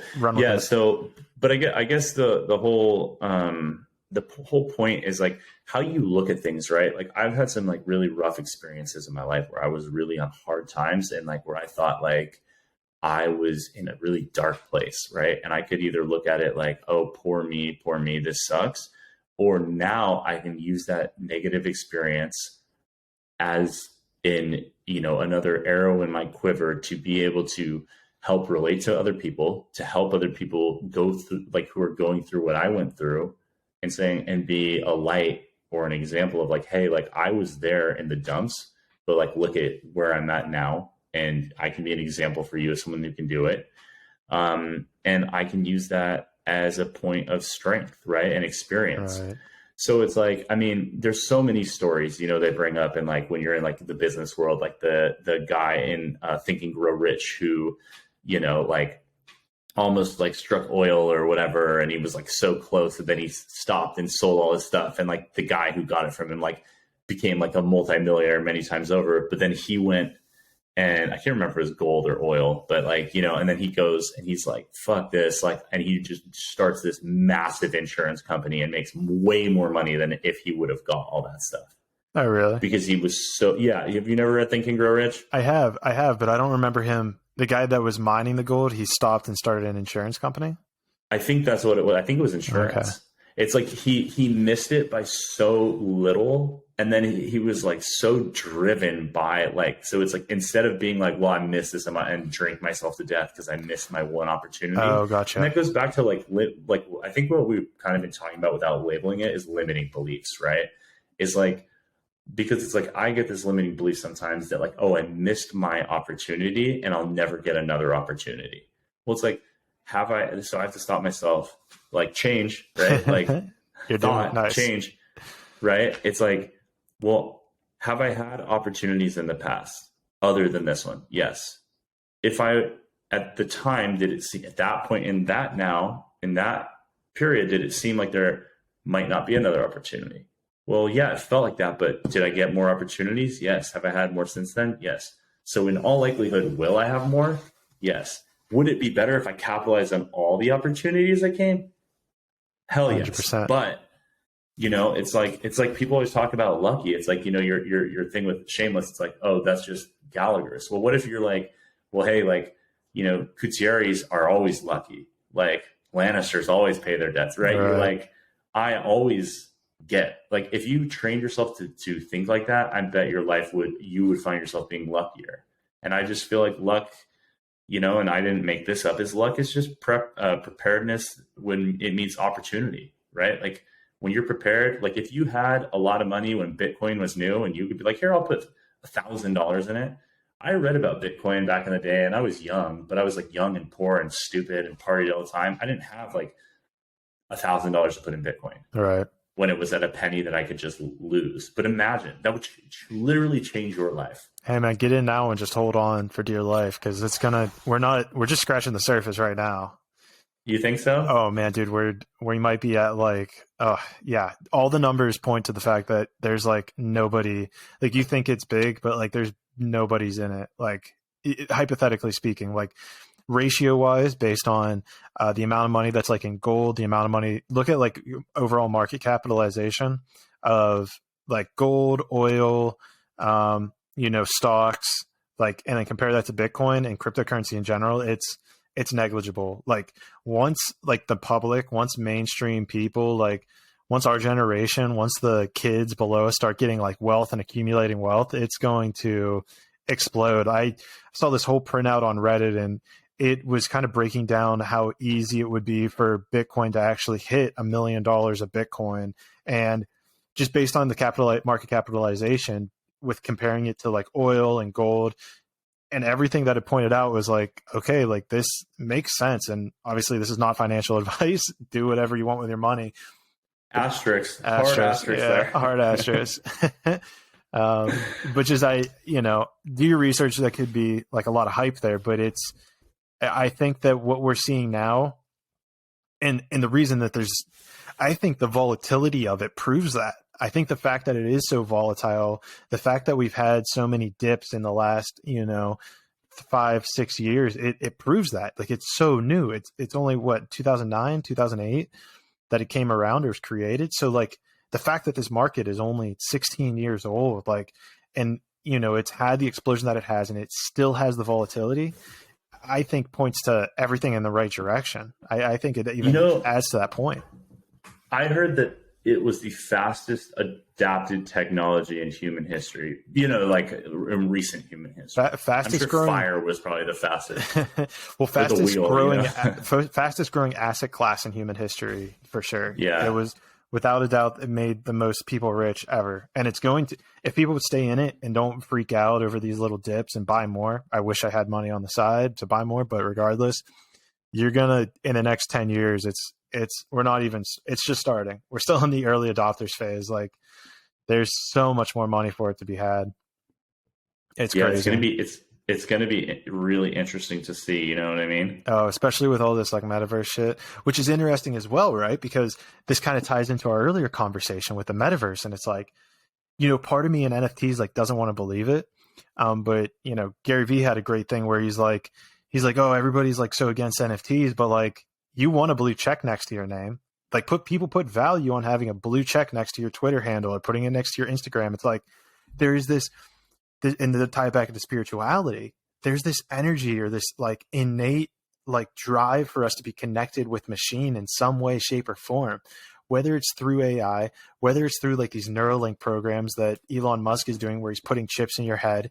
It's like there's something about us that is so addicted to technology that we're just obsessed with it. It's a complete divide from nature, but we are just gripped by it. And but is it though? But is it though? Because if you say we're put on this planet and we did it and we're animals, then isn't that natural? It's a byproduct of it, right?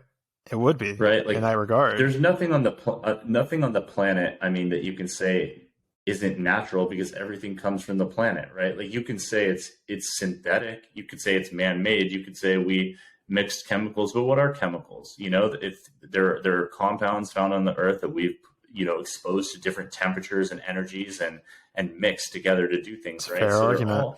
So it's like the whole thing about not natural is like, well, I get what you mean. I get the difference between organic, but like it's part of nature. We did it. We are part of nature, right? And so it's like, I think with tech, it just back to that thing is like we're designed to want to use the least amount of energy possible.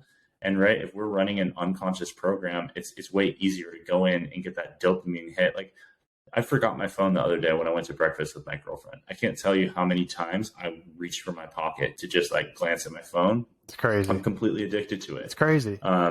It's crazy. I'm 100% addicted to it. I'm not afraid to admit it. I'm not proud of it, but it is what it is. And I know I'm not the only one. And it probably is everyone.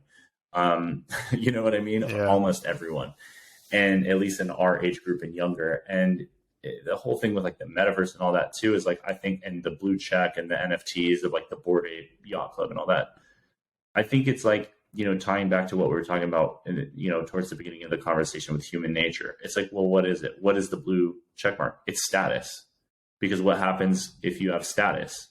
You have a higher likelihood of attracting better friends with more money, more status, bigger, stronger, better looking, better mates, better, you know what I mean? Like everything puts you higher in a hierarchy, right? And that's what we want to be. We want to be the top dogs. Our egos want us to do that. It's like, why else would you pay a bunch of money for a stupid fucking cartoon monkey, right? Like, you know what I mean? And no offense, like I like art, and it's like, and there's a part of me, bro. Like I guarantee if I was rich, like really rich, I would buy one of those stupid fucking things. Right. You know why? Because I'd go over to the mountain. I'd be like, yo, Clay, Dan, everybody, like, look, I got this fucking stupid monkey. Like, like all the famous people, like, you know what I mean? I'm like famous people. Right. Like, and so I can't even hate on it because I would do it because I am like a barely conscious monkey. What up? Shout out conscious monkeys. I like that, by the way. I like the intro. But you know what I mean? So it's like, and I can't even front like I'm above it. You know what I mean? Sure. Like, because I'm not. I'm a human, and as much as I like to be like, oh, I'm conscious and this and that, I'm not yet that enlightened. You know what I mean? Where, but it's like at the same time, I wouldn't buy it as like an investment. And I mean, I'm sure some people are killing it, but it's just like, there's people that kill it with everything when they really know it. But I just like to stick to what I know, or at least know more, but it's just crazy. Like if you would have said like people were paying that kind of money with a digital decentralized currency is how they're paying for it, for these like essentially JPEGs of like, and they're not even that complicated of drawings, like I would have been like, there's no way. Like if you had told me that a year ago, 2 years ago, 5 years ago, you'd be like, no. Like, well, it wasn't even no a concept. It wasn't even it wouldn't even have been something you could talk about because the idea of blockchain wasn't even implemented. Right. They were studying blockchain like in the 90s, but it wasn't even it wasn't even formally implemented until 2008. So like if you go back to the beginning of the internet, even like people thought the internet was a fad, like that was never going to exist. That was never going to be something that was real. So, to even, we're only 20 years into the internet even. And it's like our You know whole what? world is so quickly changing. So can they use blockchain to because if it's so unique and protectable, can they use it for like encrypting like passwords and stuff? Because can you think like, okay, well, why wouldn't I put my like personal, Well, why it's wouldn't I public. spread out some, Well, it depends on the oh, it's blockchain, but public. there's public ledgers, so you can keep track of where everything is. And Oh, okay. Yeah. I yeah, haven't I've only vaguely understand the technology, admittedly. well, we don't have to go down that rabbit hole. The viewers like sticking on spirituality a little bit more. So maybe there's a Good. way we Because can tie it in. I know very little about that and I know even less about Bitcoin and blockchain. So Yeah. let's keep it on the topic. Let's push it back to spirituality. Yeah. So were there I don't even know how we go back to spirituality from blockchain. What are the spiritual implications of it? Oh, I guess that ties it back to the money. Well, Oh, you know what? I think spirituality and money. I think there's actually this book that I really liked by Lynn Twist called The Soul of Money. Have you ever read that? nope, but I'll write it down again. You gave me a lot of That's books a to really read. good. Yeah, I'm telling you, these are all good ones. The Soul of Money was a really good book, and there, I you just read it, and Okay. everyone who's listening, I think it's a good way to read it, or it's a good thing to read it, and just experience it for yourself. But it money, it really also too, it's an energy, right? It's like you went and spent energy, so you're given money so you can go to get something that someone else spent energy on making, right? Like you want people to come and like take out your trash. Well, you take that money that you got paid for your energy, time, attention, right? And they come do it, right? And so we have this thing, it's this exchange of energy and flow of energy, and it's like basically money is a unit of stored energy, right? Right. And so it's like it's not inherently bad, right? Like I see people, I know working in real estate, like I am around people with lots of I'm money losing you a bit. a lot of times. I'm losing you a bit Oh, here. can you hear me All the now? last was like money's a unit of stored energy. Yeah, money's a unit of stored energy. It's like I did something and You still now there? yeah, can you hear me? What's up, guys? We're back. We had a Wi-Fi problem. Mercury's in retrograde, so we'll blame it on Mercury. we got Damn Mercury. we got Michael Sutton back, and we're gonna pick back up on his little riff about how money is just a unit of stored energy. Yeah, so like the way that I think about it, right? Like money is a unit of stored energy, right? Like because it's like if I am with you and I hold like a big wad of cash, like you're gonna feel that, right? Like it's gonna get you excited, right? It's gonna Yeah. cause people to react differently, right? Because money has the power, it has the energy. Because I've been given that money, if I earned it, right, through traditional legal means of work, right, Right. for spending my time, effort, and energy, right? Like my focus is energy. It's for me to focus my brain. My body is burning calories more so than physical exercise. Or if I'm, building you something or working on your plumbing, right? Like I'm expending energy for you for your benefit. So you're going to give me this, right? And so it's this flow and this cycle of this exchange of energy, right? So now I've got it. So I might like work my ass off all day. You might pay me. Doesn't mean that I want to go like straight down to the market and whatever you gave me barter for some chickens and trade them for that, right? It's like we've created a system, right? It's Right. efficient, right? So I go, and with this I can trade for the acceptable, what someone deems to be a reasonable, fair trade based on what they can get for that amount of money, right? And so we store kind of our energy and our ability to make things happen in a currency, right? And so this with that idea, if money is in energy, and it's a way to store a unit of energy, depending on how much money it is, right? That means it's not good or bad, right? And being in the field of real estate, I come across a lot of people with money, and I see a lot of people who didn't have money get money, and people who had money lose money, and things like that, right? And so money, in my experience, it doesn't make people good or bad, or it doesn't change people. Like people think, oh, money changed you. It's like, No, money amplifies what you already are, and it just 10x's it. So if you're kind of like, if you feel like you don't have enough money and I give you a boatload of money, you're still going to feel like you don't have enough money. Right. And I'm not talking about if you're like struggling and surviving and you're like, you're in straight survival mode. I'm not talking about that. I'm talking about like if you have your basic needs covered, and let's say you're like middle to lower middle class, and you don't feel like you have enough. Not to say you're not striving for more. It's a big difference, right? It's that like lacking, wanting, I don't have enough feeling, instead of coming from a place of appreciation and abundance, and I have enough, but I would like more, right? And I want to grow and have more and be able to do more, and share more, right? As part of it. It really like you're still going to have that lack. You're going to look at the next guy who's got more than you and think, oh, they've got more than me. I don't have enough. I'm not happy. And that's why you see people with, not the only reason, but it's one of the reasons I think why you see these people have tremendous amounts of money and they're completely unhappy and miserable.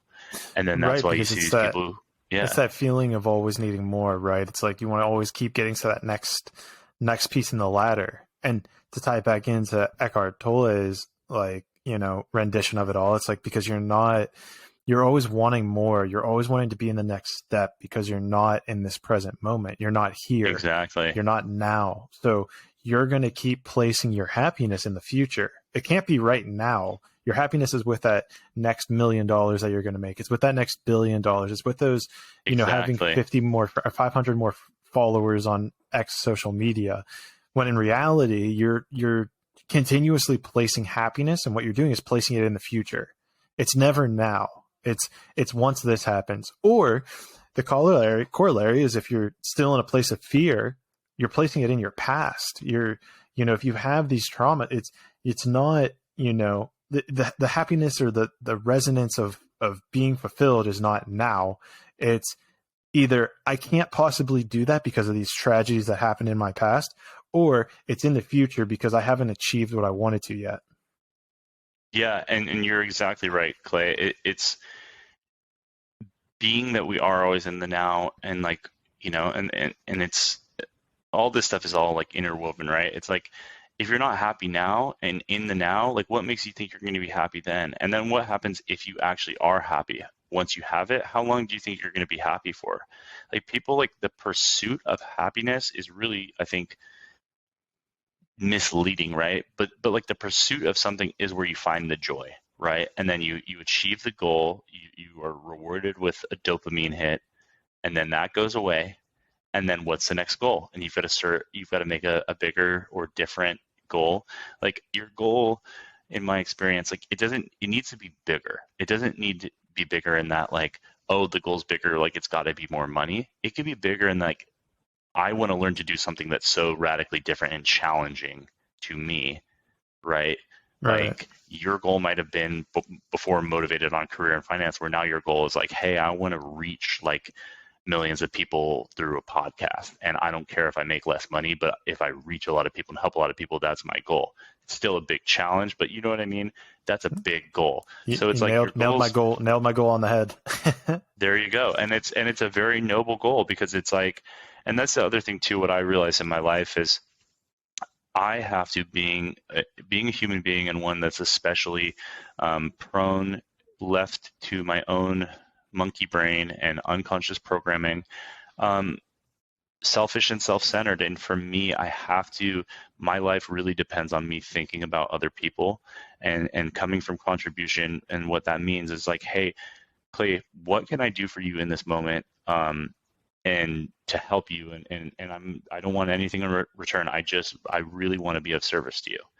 And in a way, there's like a selfish undertone because I need to do that to have a good life. So it's one of those kind of like paradoxes, and you can argue, well, you're doing it for yourself, but it's like, no, I'm not expecting anything in the here and now, being in the present moment. I'm here to be of service to you. That's it. I don't want anything in return for it.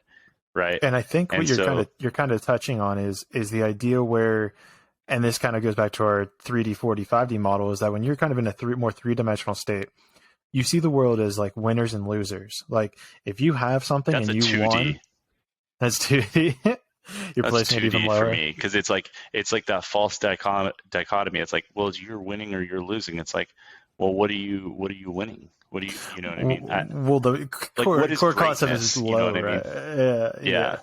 Well, but so what you kind of realize as you go down this path and you go through this spiritual journey or this enlightenment process, is you realize is that you can create win-win scenarios. You don't have to put it in this parallel of, I'm doing this for you so that I get something in the future, right? Because even just that mindset kind of splits you a little bit into like the present versus the future, which theoretically doesn't exist.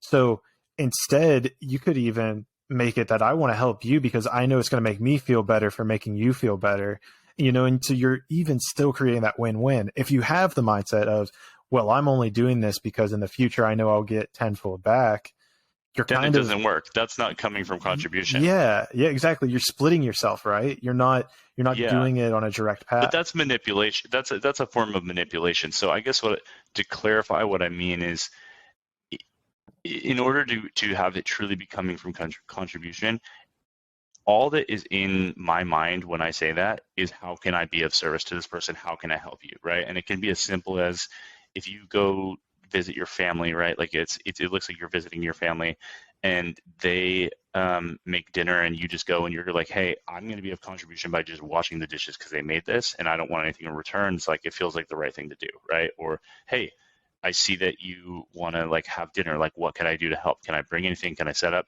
Right? You're not doing that for anything, right? And all that's in your mind right there is helping. So it's not about the setting the balance. It just, you have to have no other objective in the mind other than to serve, right? That's all I'm saying, because thinking about others, right? Especially like, and I don't want people to think I'm not like some raging like sociopath or something, right? Like, I hold myself to a high standard. So like, it's like, when I say that I'm selfish and self-seeking, it's not like I'm just ripping people off and stuff.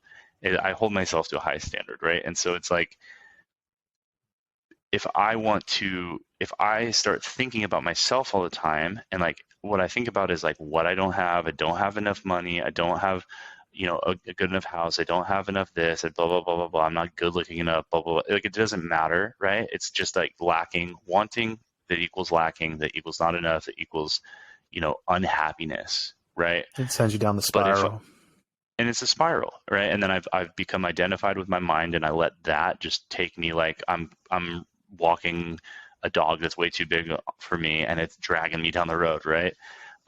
It's like, but instead, if I start thinking about you and helping you, I take my mind out of myself, out of me, and I'm thinking about you, and all of a sudden, this reprieve that I used to get from alcohol and doing other things, I'm getting because I'm just not thinking about me, and I'm not thinking about my problems. Like, I'm thinking about other people, I'm thinking about this, and all of a sudden I go all this time not thinking about myself and my problems and this, and that was really the reprieve that I wanted. Plus I get the self-esteem knowing that I'm just helping people, right? Like, I'm not out here trying to like get anything or do anything other than help the people that want my help, and not helping people that don't want my help. If you don't want my help, or if I can't help you, if I don't have the tools.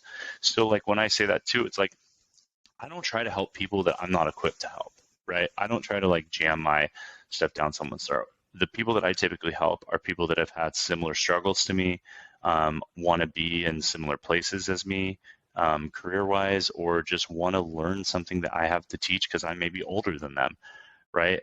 Or just have an ability that they want, And so it's like, just being able to prioritize thinking about that for me has been huge, because if not, like, I can really spiral, like, you know what I mean? Spiral down. Right. Like, my mind is capable of thinking and getting deep inside my head, and I kind of do that thing. Like, my real estate team, they make fun of me, and they're too young to like actually know the show Scrubs, but I don't know if you remember that. I'm like, JD, I like turn my head, and it's like I'm gone. I'm in that world of like thought. Yeah. You know what I mean? And it's like, and then it's like I'm not present, and I'm not, you know what I mean? And I'm not in it. So and to give the devil his due is that it is important to think, right? Like, there are situations where you need to think things through. Of course, it's important to think. The problem is whenever you find yourself just repetitively in those, outlandish situations, right? Or you're, it's constantly pulling you out of the present. It's like, I think in The Power Of Now it says it, but it's like it's an Alan Watts quote where he's like, it's a powerful tool, but a bad master, so you're overusing this tool. And so therefore it's losing all of its value that it can give you. Yeah. And that's the thing too. It's like, you've got to, and I think hopefully like people get what we're saying on here, and I think they do, but just like to clarify, like, I think nobody's saying, Clay or me, we're not advocating for like not thinking or like never thinking about the past or never thinking about the future. There is a time and a place in the now. And like, even though time is like, let's call it a human construct, right? It is a valuable thing that we have in order to keep our society moving, to keep a schedule, to hit our goals, to help other people to meet at the same time and, advance agendas and stuff like that. So it's like, it's real and it's not, but it's like, there's a time and a place where you can be in the present moment and dedicate your presence to planning for the future. And you can be totally aligned and in a state of like joy and just present. And that's where you're supposed to be at that time with the universe, right? Like aligned and doing a calendar, planning for the future. So it's not like, you can't do any of this stuff or you always have to be like meditating on this rock. It's like, it's not like that. It's like the like, all this stuff really, I feel like these practices, it's like you don't work out and diet well to be like the king of dieting and exercise. Like you're doing that so you can have health, so you can feel good, so your body is able to participate. You've got mobility, you can participate in sports and have fun and, protect your family if you're like want to be strong, like, right, or whatever, right? Like you do it to be able to enjoy life and maximize the good you can do. Right. And by good, I just mean spreading positive energy. Right. Right.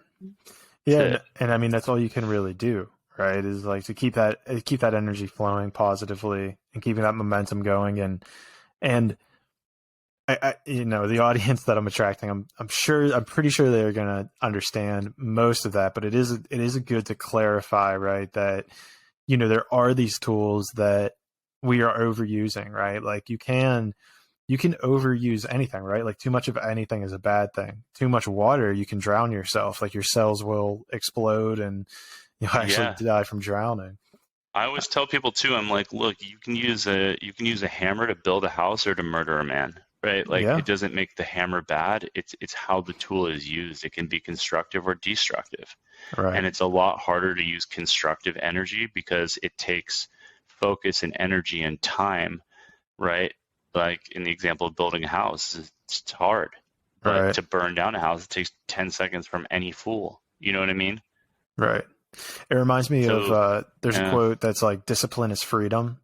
And it's like, Jocko Willink shit. Jocko Willink, yeah. Discipline's freedom, where it's like, it's such a bizarre concept to try to conceptualize. I told you about those paradoxes, Clay. They're like, they're out there where you think you're like, no, being spontaneous and this and that is freedom. It's like, well, that is, but if you actually are disciplined, you will actually have more freedom. So it's like one of those things. It's like, there's so many of those, man, that the older I get and the more I do life, the more I realize like how paradoxical things are, how a lot of things go full circle, and how a lot of things that like I might think are kind of like bullshit. I'm like, okay, now I can actually understand why these systems exist, but like doesn't mean we have to settle for them or we're not improve them. But like, I mean, to your point about college earlier and money and your parents, like I feel kind of like it would be a disservice to tell, like if I have kids, like to tell them like, hey, go to college and do all this,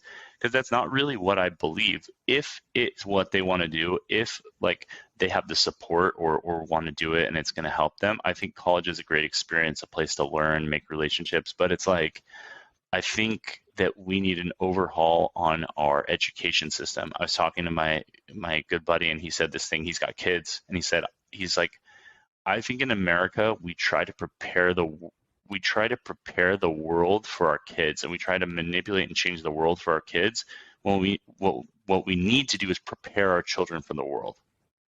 Yeah. And I was like, I really like that, because it's like the world's going to be the world, man. If you die, I die, the world keeps spinning, society's not going to shut down, right? It definitely seems like the cultural stigma that's being perpetuated throughout our generation. And I don't watch the news, but from whenever I hear it from, political shit, it just seems like it's kind of through that lens where it's like, no, I want to be kept safe. I want to be safe. So, make the world safer. When in reality, it's like, I actually just read this Thomas Jefferson quote. It's like, I would rather have dangerous freedom than peaceful slavery. Totally. And then the thing too is like there's research in the field of psychology, right, that talks about people with a that have a locus of control, like where they feel more that they are in control of their lives and their outcomes, versus people who feel like they are not in control. That the people who feel like they're in control are overall happier, have better careers, and all these kind of things, because they feel like they have some control over their environment and their destiny. Whereas these people who feel like things are always happening to them, or they don't have control, it's kind of like, oh, well, this just happens because I'm a Gallagher, right? It's basically say, well, I'm a victim of my circumstances. I'm a victim of my genes. I'm a victim of my neighborhood. I'm a victim of whatever, right? That's fascinating. And not to say that they're... You put it that way. I'm sorry? It's fascinating you put it that way, because in Breaking the Habit of Being Yourself, it talks about how, you go from this mindset of cause and effect, which is what you were explaining with kind of the negativity, going to a place of causing the effect, where it's this idea of like, if you live in a world of cause and effect, then you're always kind of like in this reaction state. But if you're causing the effect, then you're the one that's being proactive and making shit happen, and, making a business, running a real estate group or running a podcast, and you're causing the effect. You're putting your ducks in a row. You're lining up the dominoes so that when that first one needs to fall, it all is ready for that cascade event that's about to occur. Totally, man. And it's just like, it's life's just a trip, you know what I mean? And it's just like the thing that it's like, I think one thing I try to remind myself is like, we're all in this together, right? Like the guy I like, the guy I don't like, the gal I like, the gal I don't like. Like we're all in this together. We're all human beings. We're all trying, even though it might feel like some of them are aliens, right? But we're all in this together. We're all, for the most part, doing the best. Yeah, I definitely am part alien. I mean, we're all connected, right? Everything's one. We're one with the universe. There's aliens out there, That's right? So, that's right. I mean, you are part alien. I mean, it's pretty crazy to think, at least like some of the stuff I've watched and read is like, they say we're like, basically, if a star exploded or something exploded to give out all the particles that, form like what's going on. And so whatever this stardust and gases and energy and all this are the things that are on the planet that eventually like gave way to make light. So we're basically like, the children of exploded stars. I mean, it's damn, it's absolutely bonkers to think, you know what I mean? And it's like, I think it's really easy to forget that. And it's really easy. And I mean, I really feel bad because it's like, how can you really think of much else when you're in survival mode? When you're in survival mode, and that's when you're reactionary, right? Because it's like you're just constantly on the prowl, like trying to survive. You're trying to either, kill to eat or not to get killed, not to get eaten, right? And it's like so many people, it's sad, live their lives like that. And I'm not even blaming them, because I think that they are actually in survival mode. But if there was a way to reach those people and maybe help them get out, and if we could just get people to be in an environment where they don't have to be in survival mode, because I know some people put themselves in that mode and they're just conditioned, but some people are in that, right? And it is a struggle, and it's like it's really sad to see in a world where we have so much abundance that like there are people in that. And I feel like that for me would be something that would be cool. Like if I had like a vision of changing the world, so instead of having like no money, I would have a world where there would be nobody in straight up survival mode, where you might have less, but you're not going to be in survival mode, right? Well, that's the important thing, right? Like, because even just from a biological standpoint, be in survival mode. And also too, like for me, I'm like, I don't get why, like in school, like first of all, you should be taught psychology. you have a brain, like it runs your At basically least awareness. almost everything in you and regulates all of your body function. So to think that that's not a basic part of a curriculum of like, hey, it's like, you know what I mean? If you were a robot, wouldn't you think they would be like, and you had your own like AI that you'd want to like know your like how you're made up and read the manual and be like, oh, this is how I like fix this part or whatever, right? Like, it's crazy to me that they don't teach that early on. It's like we learn about lungs and parts and stuff, but it's like basic psychology, I feel like should be taught. It's crazy. Yeah, and I mean, at least like basic awareness, and it feels like you would think, and it's so wild. And it's kind of what touches back on it is like that we're not taught, and I think we had a basic class, but like it's not really ingrained the power of finances, the power of self awareness, the power of connecting with other people, connecting with nature, even. And I guess it feels like the powers that be kind of don't want it to change, right? Like it's like the whole point of school was originally structured in order to create good workers. Like it was designed for like the Industrial Revolution. The factories needed people to be printing out here's stuff. my problem with that, because I hear that a lot, and I'm like assume that to be true. Okay, but here's my problem with this now. Okay, those are the powers that be then, and that's what worked for then. But now that, like, I've heard that too, you've heard that too, enough people have heard that now. So why aren't we doing shit about it? I don't have kids, first of all, but well, how do you go about changing the whole system? Honestly, I feel like it's good, and a lot of people might like, and dude, I don't know anything about him personally, but like one of the things I like about Elon Musk is he does shit differently. And he started a school for like his kids because he wanted to put them in a certain kind of school. I hope that people, and like it would be cool to see.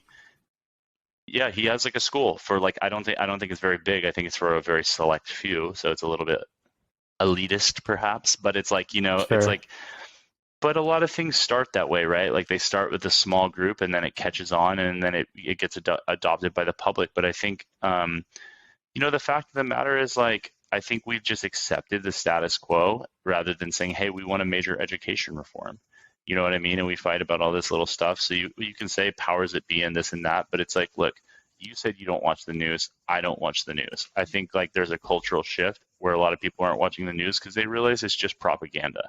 Like there's Right. The only part of the news to me that's not propaganda is like the local news when they show like who won the local dog grooming contest or something, they interview some local store or something. Like, the sports that's news or something. Baby. That's what's going on. But like a lot of this other stuff is just propaganda and rage bait, clickbait to drive marketing dollars and all this other bullshit. And so it's like, I don't know. I think that there's like the fact that two, late 20, early 30 dudes are having a conversation like this is just a sign of the direction that we're going in, because like I can tell you that my dad and his buddies weren't having conversations like this, and I think as time goes on and information is more readily available, more and more people are going to... Welcome back, guys. Sorry about that. I think the powers that be are just telling us that we need to get on with it. Damn you, Bezos. No, I'm kidding. I blame Mercury. I think that has a little bit more power. But we left off. We'll just wrap up this thought, but you're talking about the optimism, and I'm on board with it because my podcast, the number of conversations I've had in this direction amplify it. But you were talking about like yourself, your dad's generation, and the direction of our generation, I guess. Yeah, just the fact that more and more people are having conversations like this, and it's becoming more adapted. It's like it's kind of one of those things. I think things are getting magnified, right? Like, it's easy to put the camera and the attention on the bad, and then it magnifies it and blows it up. But we don't put the attention on the good, right? But if you really go out, and I was talking to someone about this yesterday, it's like if you go on the internet and spend an hour, you're going to think it's like doom and gloom and everybody hates each other. If you walk outside, like I talk to all my neighbors, we all get along, and I don't know all this stuff that they put out there in the public, like who actually thinks a lot of this stuff, right? It's just like, I think though, and that's one of the dangers and things I don't like about moving into this more and more digital world and metaverse realm, is just this, because it's like, you've got this, it's like, you talked about the the NFTs and the blue checks. It's like, well, what are you going to do is like you're projecting yourself into this world that's just basically lights that are shining into your eyes to like stimulate your brain. Like it's pretty crazy and Matrix like, but I just think that like, back to the energy being transferred, right? There's going to be ebbs and flows and times that seem dark, and then but it's all going to transfer, man. There's going to be the good, the bad, and the ugly, but it's, I just think you got to do the best you can to control what you control and take control of your immediate environment. Keep your room and your house clean before you start trying to save the world, and realize you can't save the world, but you can impact the people you're directly around and do your best to be a positive influence on your environment. I'm completely on board. I think if you want to change the world, you got to change yourself. And yeah, I think that's a powerful way to end it. So before we get out of here, is there anything you want to plug? Anything? I mean, you encourage the world pretty hard there at the end, so maybe not that, but do you want to plug anything, encourage people to do something? I'll give you the floor now. What? I want to encourage people. This is what I want to encourage people to do. I don't want to plug anything in the spirit of spirituality, because I think now that because spirituality, I think it's so great that people are exploring it, and I think it's so great that consciousness is being talked about and all this stuff, but I think that it gets wrapped up with like this, actually it gets mixed in with the ego, and it gets adopted as like a personality, or, oh, I'm more spiritual than you because I got fucking dreadlocks, and where it's like, that's not what it's about, right? I just want to say to anybody that's listening, if they're listening and they're not already on a journey, or maybe they are, is meditate. Because as Clay says, it's so important, but meditate, and in those deep moments of meditation, when you're there with yourself, be true to what you want to do, right? And not what you want to do out of fear, or not what you want to do out of, pursuit of status or any pursuits of the ego. Like what does your soul and intuition drive you to? And be honest with yourself and go towards that, and turn over your will power that tells you, it's kind of like if you think of the cartoons, like the devil shoulder and the angel shoulder. It's way easier to listen to the devil shoulder.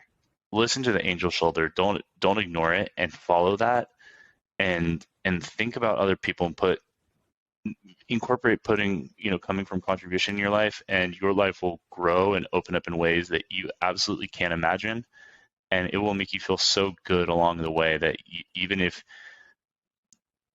you have a modest life from a financial standpoint, you'll be so fulfilled and happy, you wouldn't even care. But ironically, I think you will actually make a lot more money at the same time. Yeah, it has that weird duality with it. Well, Michael, I appreciate you for coming. Guys, if you want to get in touch with Michael Sutton, I'm going to put some of his information in the description below.